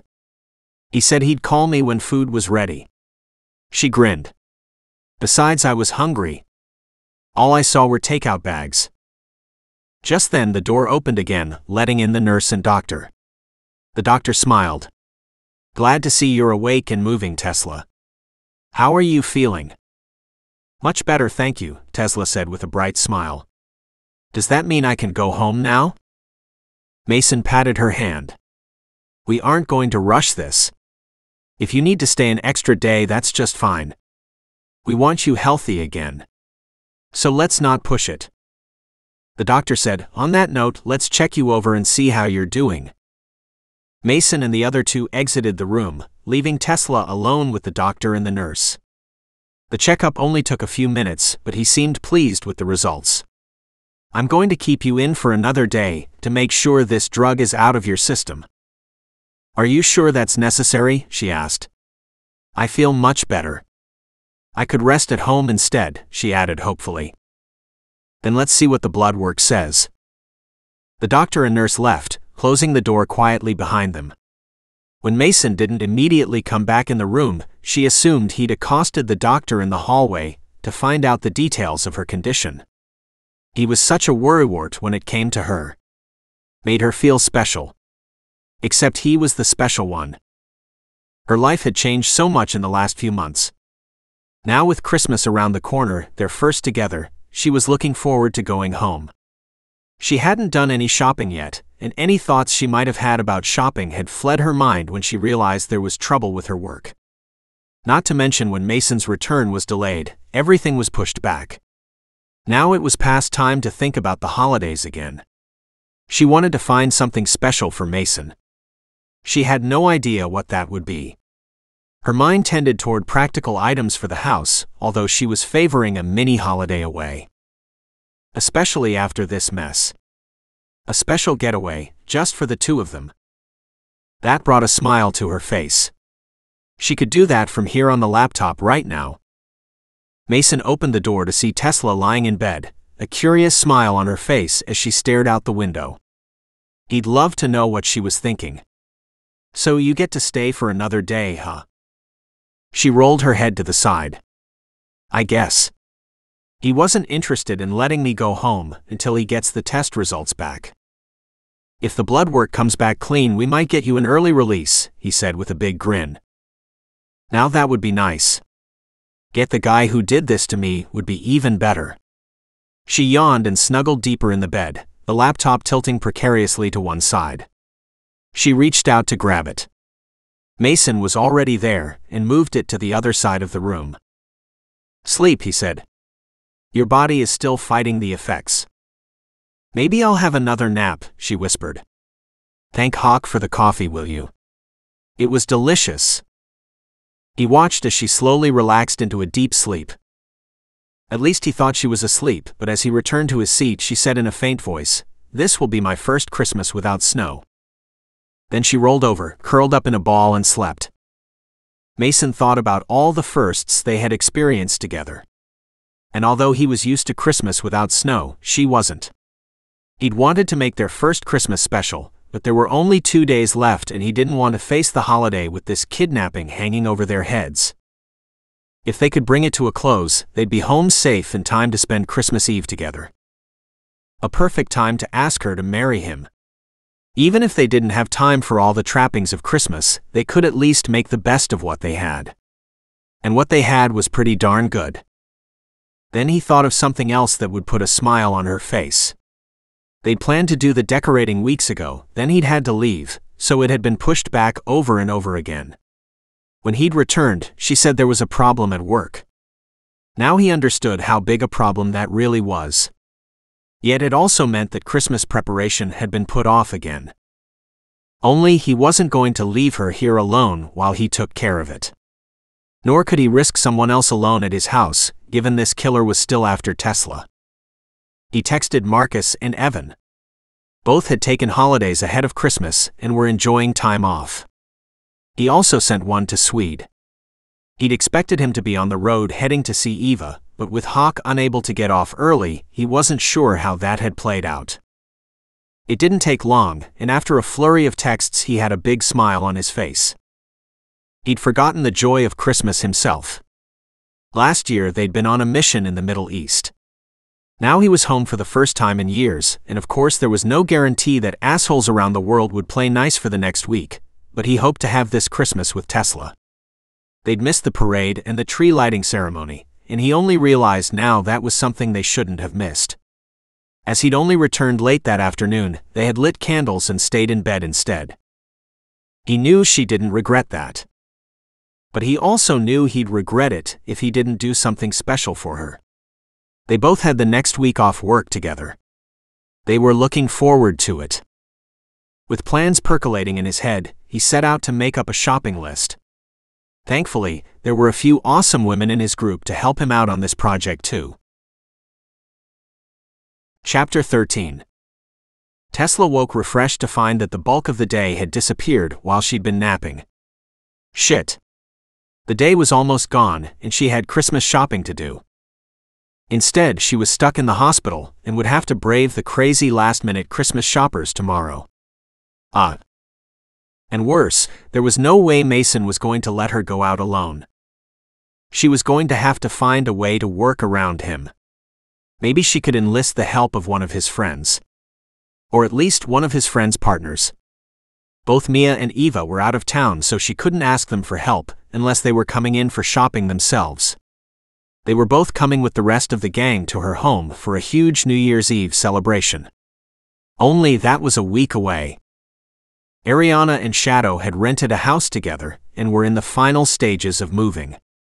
They were trying to get in before Christmas Eve for Ariana's brother's sake. She didn't want to pull them away from that chaos, as she should be helping Ariana set things to rights herself. Shadow had actually stepped aside and let her hire a moving company to deal with moving 2 households. He had a soft heart for Ariana's brother who'd had a tough couple of months, but was coming out of his shell nicely. Ariana, well, she'd had a seriously crappy few months. With the court cases, her father's funeral to arrange, her brother to look after, and with trying to find a place that would work for all 3 of them, plus find a job for herself and new school for her brother, well, her plate was more than full. A moving company only made sense. Ariana had taken care of everything with such grace as only she could. Tesla was envious of her sunny disposition. The type of work that Tesla was finishing up was a reminder that in her world, sunshine was a rare thing. But with Mason there at her side, it was a much brighter world. So much more to look forward to in her life now. And all because of him. Marcus was just back after arranging his affairs as well. His had been slightly easier than Shadow's, as Bree had no home or belongings to worry about. He'd had her moved in and installed as soon as they got home from Alaska. Bree was special in so many ways. She'd fit into the group perfectly. Bree had been adamant about not needing Christmas gifts, and Tesla understood, but when Marcus had said he was going to cook the biggest darn turkey he could find, Bree had crowed in delight. When he invited Bree's father to spend a few days and help on a new project he had planned, she'd had tears in her eyes. Hell, there were tears in Tesla's eyes now at the memory. Marcus was turning one of the rooms in his house into an office for her. And between her father and him, they were decking her out right. Tesla gave a happy sigh. Lord, she loved these guys. All of them. Oh, she'd forgotten about Dane. Where was Marielle? She might be available for a secret Santa mission. She frowned. And where the heck was her cell phone? She shifted to look on the night table beside her, but it was empty. And where was Mason? He wouldn't have left her, so he must be outside talking to someone. The door opened, admitting an orderly delivering fresh towels. She smiled in delight. Like Merry Christmas. As her gaze went to the man's face, it turned away. She frowned and studied his back. The right height and build, but was it him? She was so suspicious now. The man disappeared from sight. She bolted to her feet and ran to the doorway, but before she reached it, it was pushed wide open by Mason. He held up a finger to his mouth. Her gaze widened. She stepped back as he moved forward. Shadow quickly motioned her to the hallway where Hawk nudged her against a wall, placing himself between her and the door. She could hear several thuds and muffled shrieks. She poked Hawk. Did anyone consider it might not be the right guy? He tossed her a grin. Do you really think we'd make that kind of mistake? She frowned at him. They won't hurt him, will they? No more than he hurt you, Hawk said cheerfully. Just then the door opened and Mason walked out, a man protesting loudly, held securely in his arms. She gasped and stepped forward so she could study the man's face. He reared back and turned his head away. It was him. She reached out and smacked him hard across the face. Grant, or maybe I should call you Greg, she snapped. What the hell were you thinking? I was trying to get ahead in life, he snarled. People like you don't have a fucking clue what the rest of the world is like. Actually, I do, she said. But not everyone chooses to lie, steal, and cheat. Most people prefer to work for what they have. Did you drag your brother into your criminal life too? Ruin his life like you ruined yours? You leave my brother alone, he roared, struggling to get free. He's a good kid. I'm doing this for him. For us. Like hell, she jeered. You're doing this for you. Taking the easy way. Your brother has genius skills. What about you? You could have done the same thing. Instead of doing an honest day's work, you tried to steal my work. And what about all the people that were hurt in the meantime? What people? You mean Michelson and Farrow? Michelson lied to Farrow about what was going on to get his cooperation. Michelson hated his guts too. Like you're some saint. Michelson was dying to screw you over. Why don't you yell and scream at him? Well, I would, but he's dead. Remember, you wanted the cops to kill him for you? Good, he said in a smug tone. Dead men don't talk. No, she said softly. But we won't need his testimony. I'll be able to get anything and everything we need to know from his life, and with the extra on Farrow, you'll be lucky if you see your kid brother again. At the look of horror on Greg's face, she added, Yeah, Merry Christmas to your brother. Maybe the cops will be able to pin some of this on him too. No, you can't, he didn't do anything, Greg cried. He's a good kid. The elevator opened down the hall, and several police officers rushed toward them. As they turned to put handcuffs on his wrists, Greg said, Leave Mark out of this. He didn't know anything. Tesla shrugged. Not my deal. But if you cooperate and confess to everything, they might believe you. If you don't, you'll force them to turn over every stone in your life. He won't escape unscathed. She shook her head. Depends if you're finally going to do the right thing, for his sake.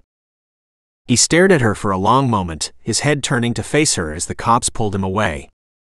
Then finally his shoulders slumped and he nodded in defeat. The last she saw of him was as he was led onto the elevator. It was over. Almost. She turned to Mason, her smile tired but bright, and asked, Can I go home now? He grinned. Yes, you can. She froze and stared at him. Really? He nodded. I just heard a few minutes ago. That's what I was doing when this guy started acting suspicious in the hallway. Her gaze went from him to the hospital room behind them. She wanted to race out, but could she? Was she supposed to pack anything? Do anything? Well, get changed for sure. That took just a few minutes as she did the fastest clothing change possible. When she returned to the men, Mason asked, "Can you walk to the truck?" Absolutely. Delightedly, she headed to the elevator. "I guess I have papers to sign?" she asked. "Yes, but everything is ready and waiting for you." He wrapped an arm around her shoulder. "Let's get you home." The drive home was fast and uneventful until Mason took a right turn and led them away from the house. She turned to look at him. "Where are we going?" "I thought you might like to see that Christmas tree in the city square." "Oh, I really would." She peered through the windshield. "It's a perfect time to see it." The huge Christmas tree was shining bright in the dusky light, as there was just enough darkness to make the lights twinkle. She gasped in delight when Mason parked off to the side. "Do you want to walk around for a few minutes?" he asked. "Yes," she cried. He walked around to help her out of the truck, then together they strolled over to see the beautiful light display. "You know there may not be winter here, but you guys do Christmas up special," she murmured, staring at the bright vision. "It's truly beautiful." Mason studied the huge tree. It was decorated with millions of lights twinkling brightly. A large group of people wandered off to the side, and others sat on benches, coffee in their hands, enjoying the evening. Even more stood, hands clasped together in silence. Music poured softly from somewhere close by. It was so different than any other time of the year. There really was magic in the air. Christmas magic. Looking at her face, seeing her joy, Mason realized he'd done the right thing in bringing her here. "Let's go home," she said, turning her face toward him finally. "It's definitely past time to decorate our place." He winced inwardly, then helped her back to the truck.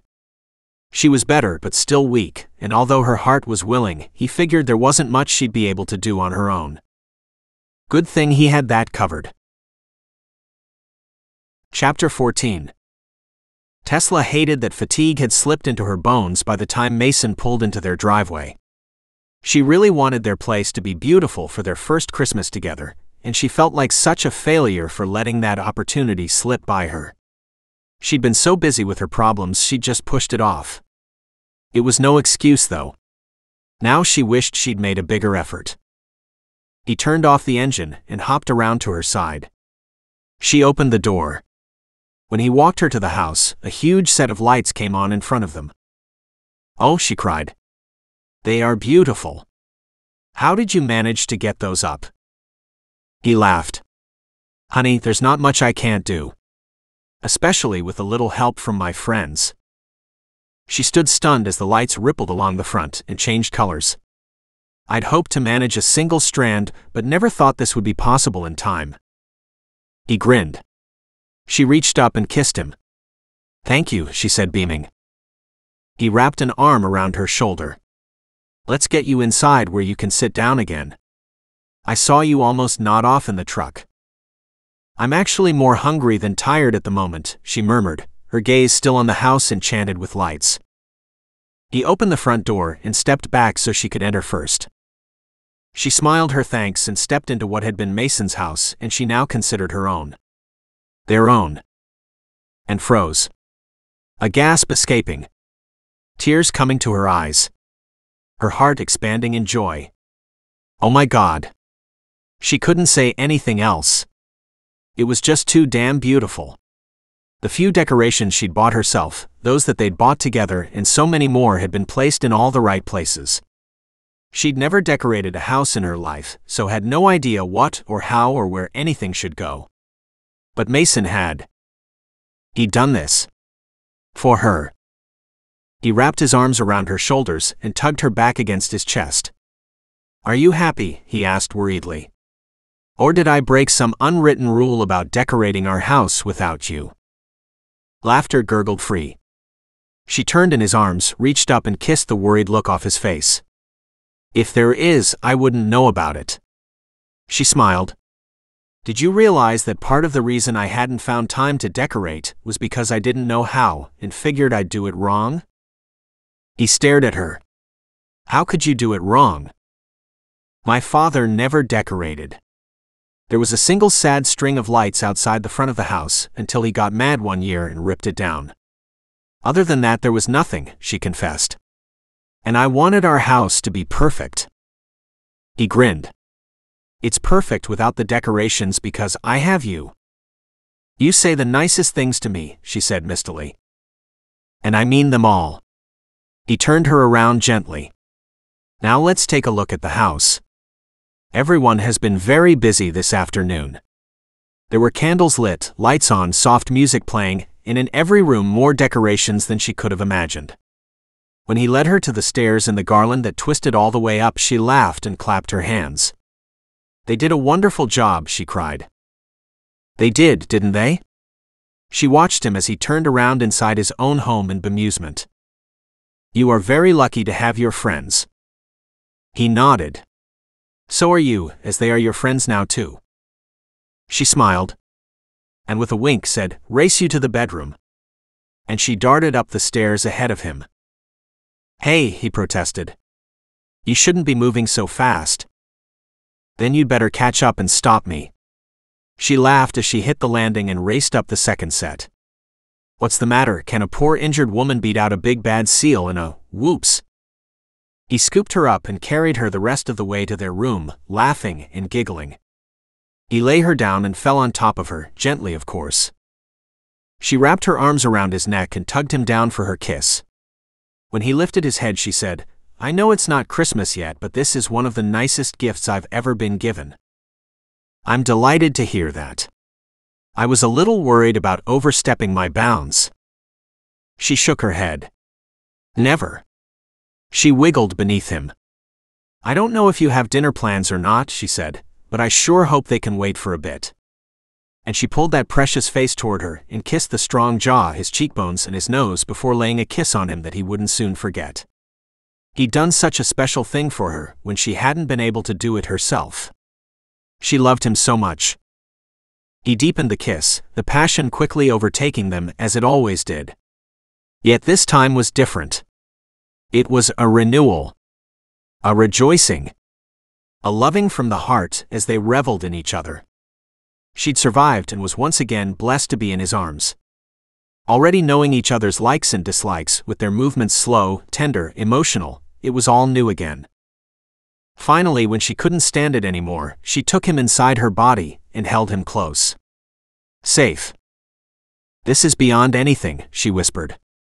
I can't imagine anyone else experiencing what we have. Surely it's unique. Maybe, he whispered, his lips slowly stroking back and forth across hers. I'm just so damn grateful we have what we have. He lowered his head and proceeded to take the rise of passion to a shuddering climax. Lord, I love you, she whispered when she could catch her breath. So damn much. Do you? He asked, a note of vulnerability entering his voice. She rolled her head to the side so she could see him. Yes, I do. She half propped herself up on her elbow. Why would you question that? She murmured softly. I've never loved anyone like I do you. You are so worth keeping. He stared at her, then after a long moment rolled off the bed and searched for his pants. What's the matter? She asked in confusion. Have I done something wrong? No. Climbing back onto the bed, he rushed to reassure her. He kissed her hard. I love you. Sometimes I love you so much I'm afraid what we have won't last. She scrambled to her knees and placed a finger on his lips. Nothing is forever, remember? But we have until death do us part, she said, the words tripping easily off her lips. He smiled a slow, deep smile that made her heart melt all that much more. Do you really believe that? With all my heart, she whispered, mesmerized by the blaze in his eyes. She didn't understand what it meant until she saw what he was holding up in front of them. A small velvet box. Her breath caught in the back of her throat. Tears leaked from the corners of her eyes. She reached for the box and slowly, ever so slowly, she opened it. And started to cry. Is it the wrong stone? He cried. We can take it back and get you something else. Something you'd like better. The massive solitaire diamond twinkled at her in the half-light, and she couldn't stop bawling. "No, it's perfect," she whispered through her tears. "Absolutely perfect." He grinned. "So is that a yes?" She pulled the ring free of the box and held it out to him, then splayed her fingers wide. With a beaming tear-kissed smile she said, "Maybe, what is the question?" With a solemnness to his voice that made both their hearts quake, he said, "Will you marry me? Be the other half of my heart. Will you be my lawfully wedded wife, until death do us part?" He held her fingers, the ring in his hand ready to slide on as he waited, his fingers shaking. Tears still rolling down her cheeks, she whispered in a voice overwhelmed with love, "Yes, forever and ever." He paused, then that wonderful grin flashed and he whispered, "No, how about for keeps instead?" And he slid the ring home. This concludes Book 9 of Seals of Honor, Mason's Wish. Read the first chapter of Chase, Seals of Honor, Book 10. Seals of Honor, Chase, Book 10, Chapter 1. Chase Buchanan pulled the scarf higher up his nose in a vague effort to keep the sand out of his face. Since they hit the Middle East, he knew he'd eaten at least 10 pounds of dust. His eyes were so dry, they just wanted to cry so they'd be moist again.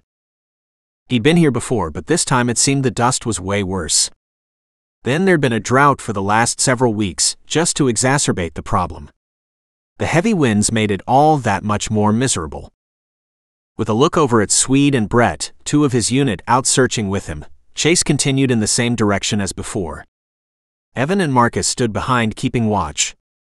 2 boys were missing. They were regulars around the base, and should have been there doing odd jobs for some of the men, as they always did. Hell, they'd learned to speak very good English because of it. But rumors had risen of the boys having gotten into trouble. Some men were searching in the camp. He and his friends chose to look around outside. The boys didn't live on the base but came and went at all hours.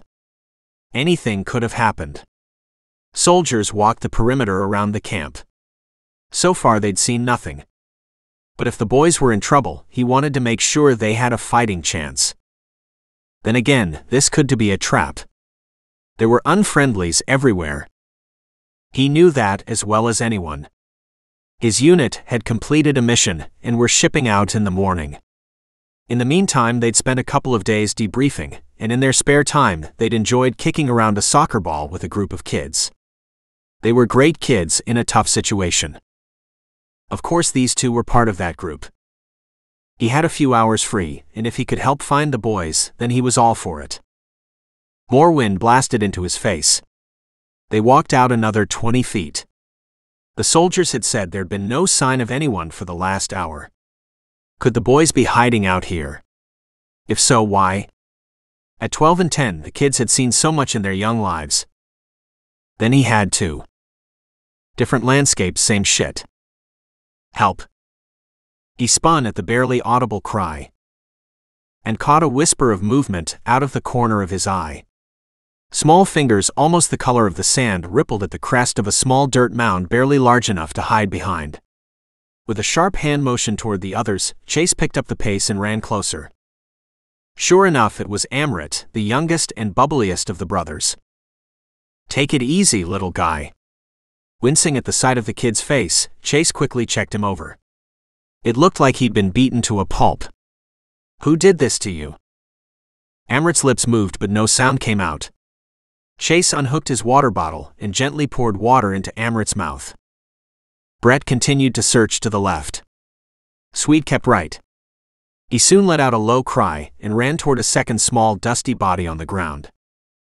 "It's Papri," Swede called back. "He's in bad shape." Thank God they'd found both boys. Chase heard the words with relief. What the hell happened? Who would hurt them like this? It appeared Amrit's one arm might be broken and possibly a couple of ribs. Chase wasn't sure about the ankle. Every time he tried to check it, Amrit cried out. Hopefully only a bad sprain. He gave the boy some more water then looked around. His gaze landed on 4 men carrying 2 stretchers racing toward the injured boys. At least the base had a great medical hospital. The boys would get the help they needed. Had the boys made it this far on their own? Or had they been dumped to crawl the rest of the way? It wasn't until 4 hours later that he was allowed to see them to ask. Thankfully, Amrit was awake. His brother was not. "Amrit, what happened to you?" Chase asked, sitting down on the side of the bed too large for such a small boy. Amrit's eyes filled with tears. "The soldiers came to the village," he whispered. "They took my father and beat him up." He fell silent, then added in a broken voice, "They shot him. My mother tried to hide me, but they beat her too." Chase's heart hardened at the story. One that was not uncommon for this area. It seemed like no matter what they did, nor how much, there were always assholes picking on the innocent. Why did they leave you alive? That made little sense when soldiers were grabbing the young boys to join their army. To bring you a message. The boy fell silent and Chase waited.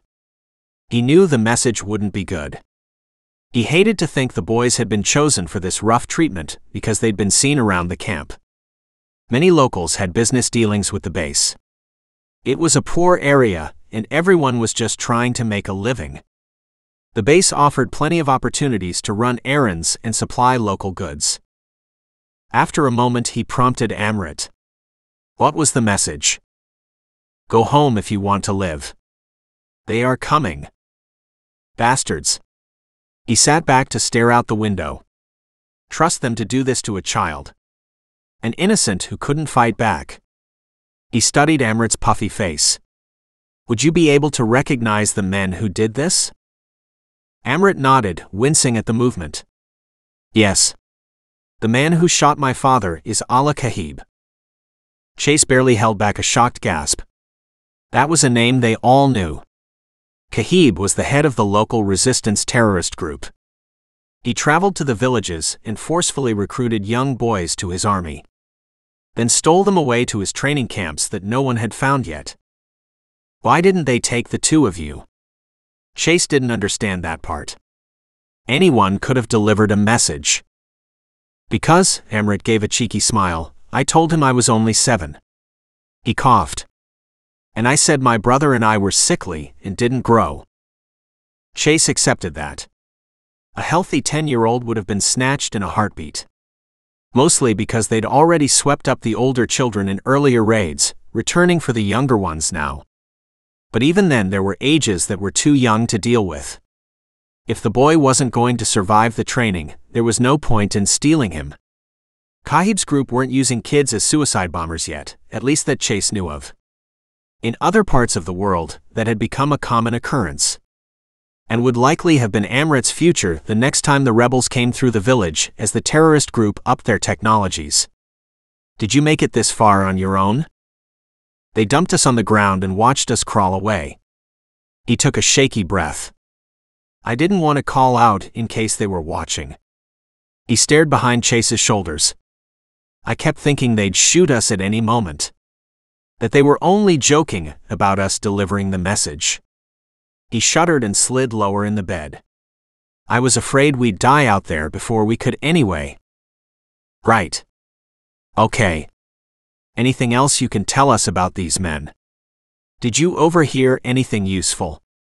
See anything that would help us track them down? These groups were always on the move, staying ahead of the army, and kept hideouts throughout the land with a few strongholds as their main residences. Personally, he'd like to see them all blown to shit. Then sometimes his rough upbringing rose to the forefront. That's why he couldn't be a politician. He'd like to line all the assholes in the world up and shoot them dead. Make the world a better place. Anyone who beat the crap out of 2 young boys didn't deserve better. Then he realized the boy's fist clutched at the sheets as if they were a lifeline, and Chase remembered the question he asked Amrit. He leaned forward. Do you know something? He asked quietly. They'll kill me, he whispered. After dumping us on the ground, they talked. So if I tell you, they'll know we survived and told on them. Chase mulled that over. The kid had a point. But if they could take this rebel group out, the leader of which had been on their military wanted list for the last several years, then that was worth a lot.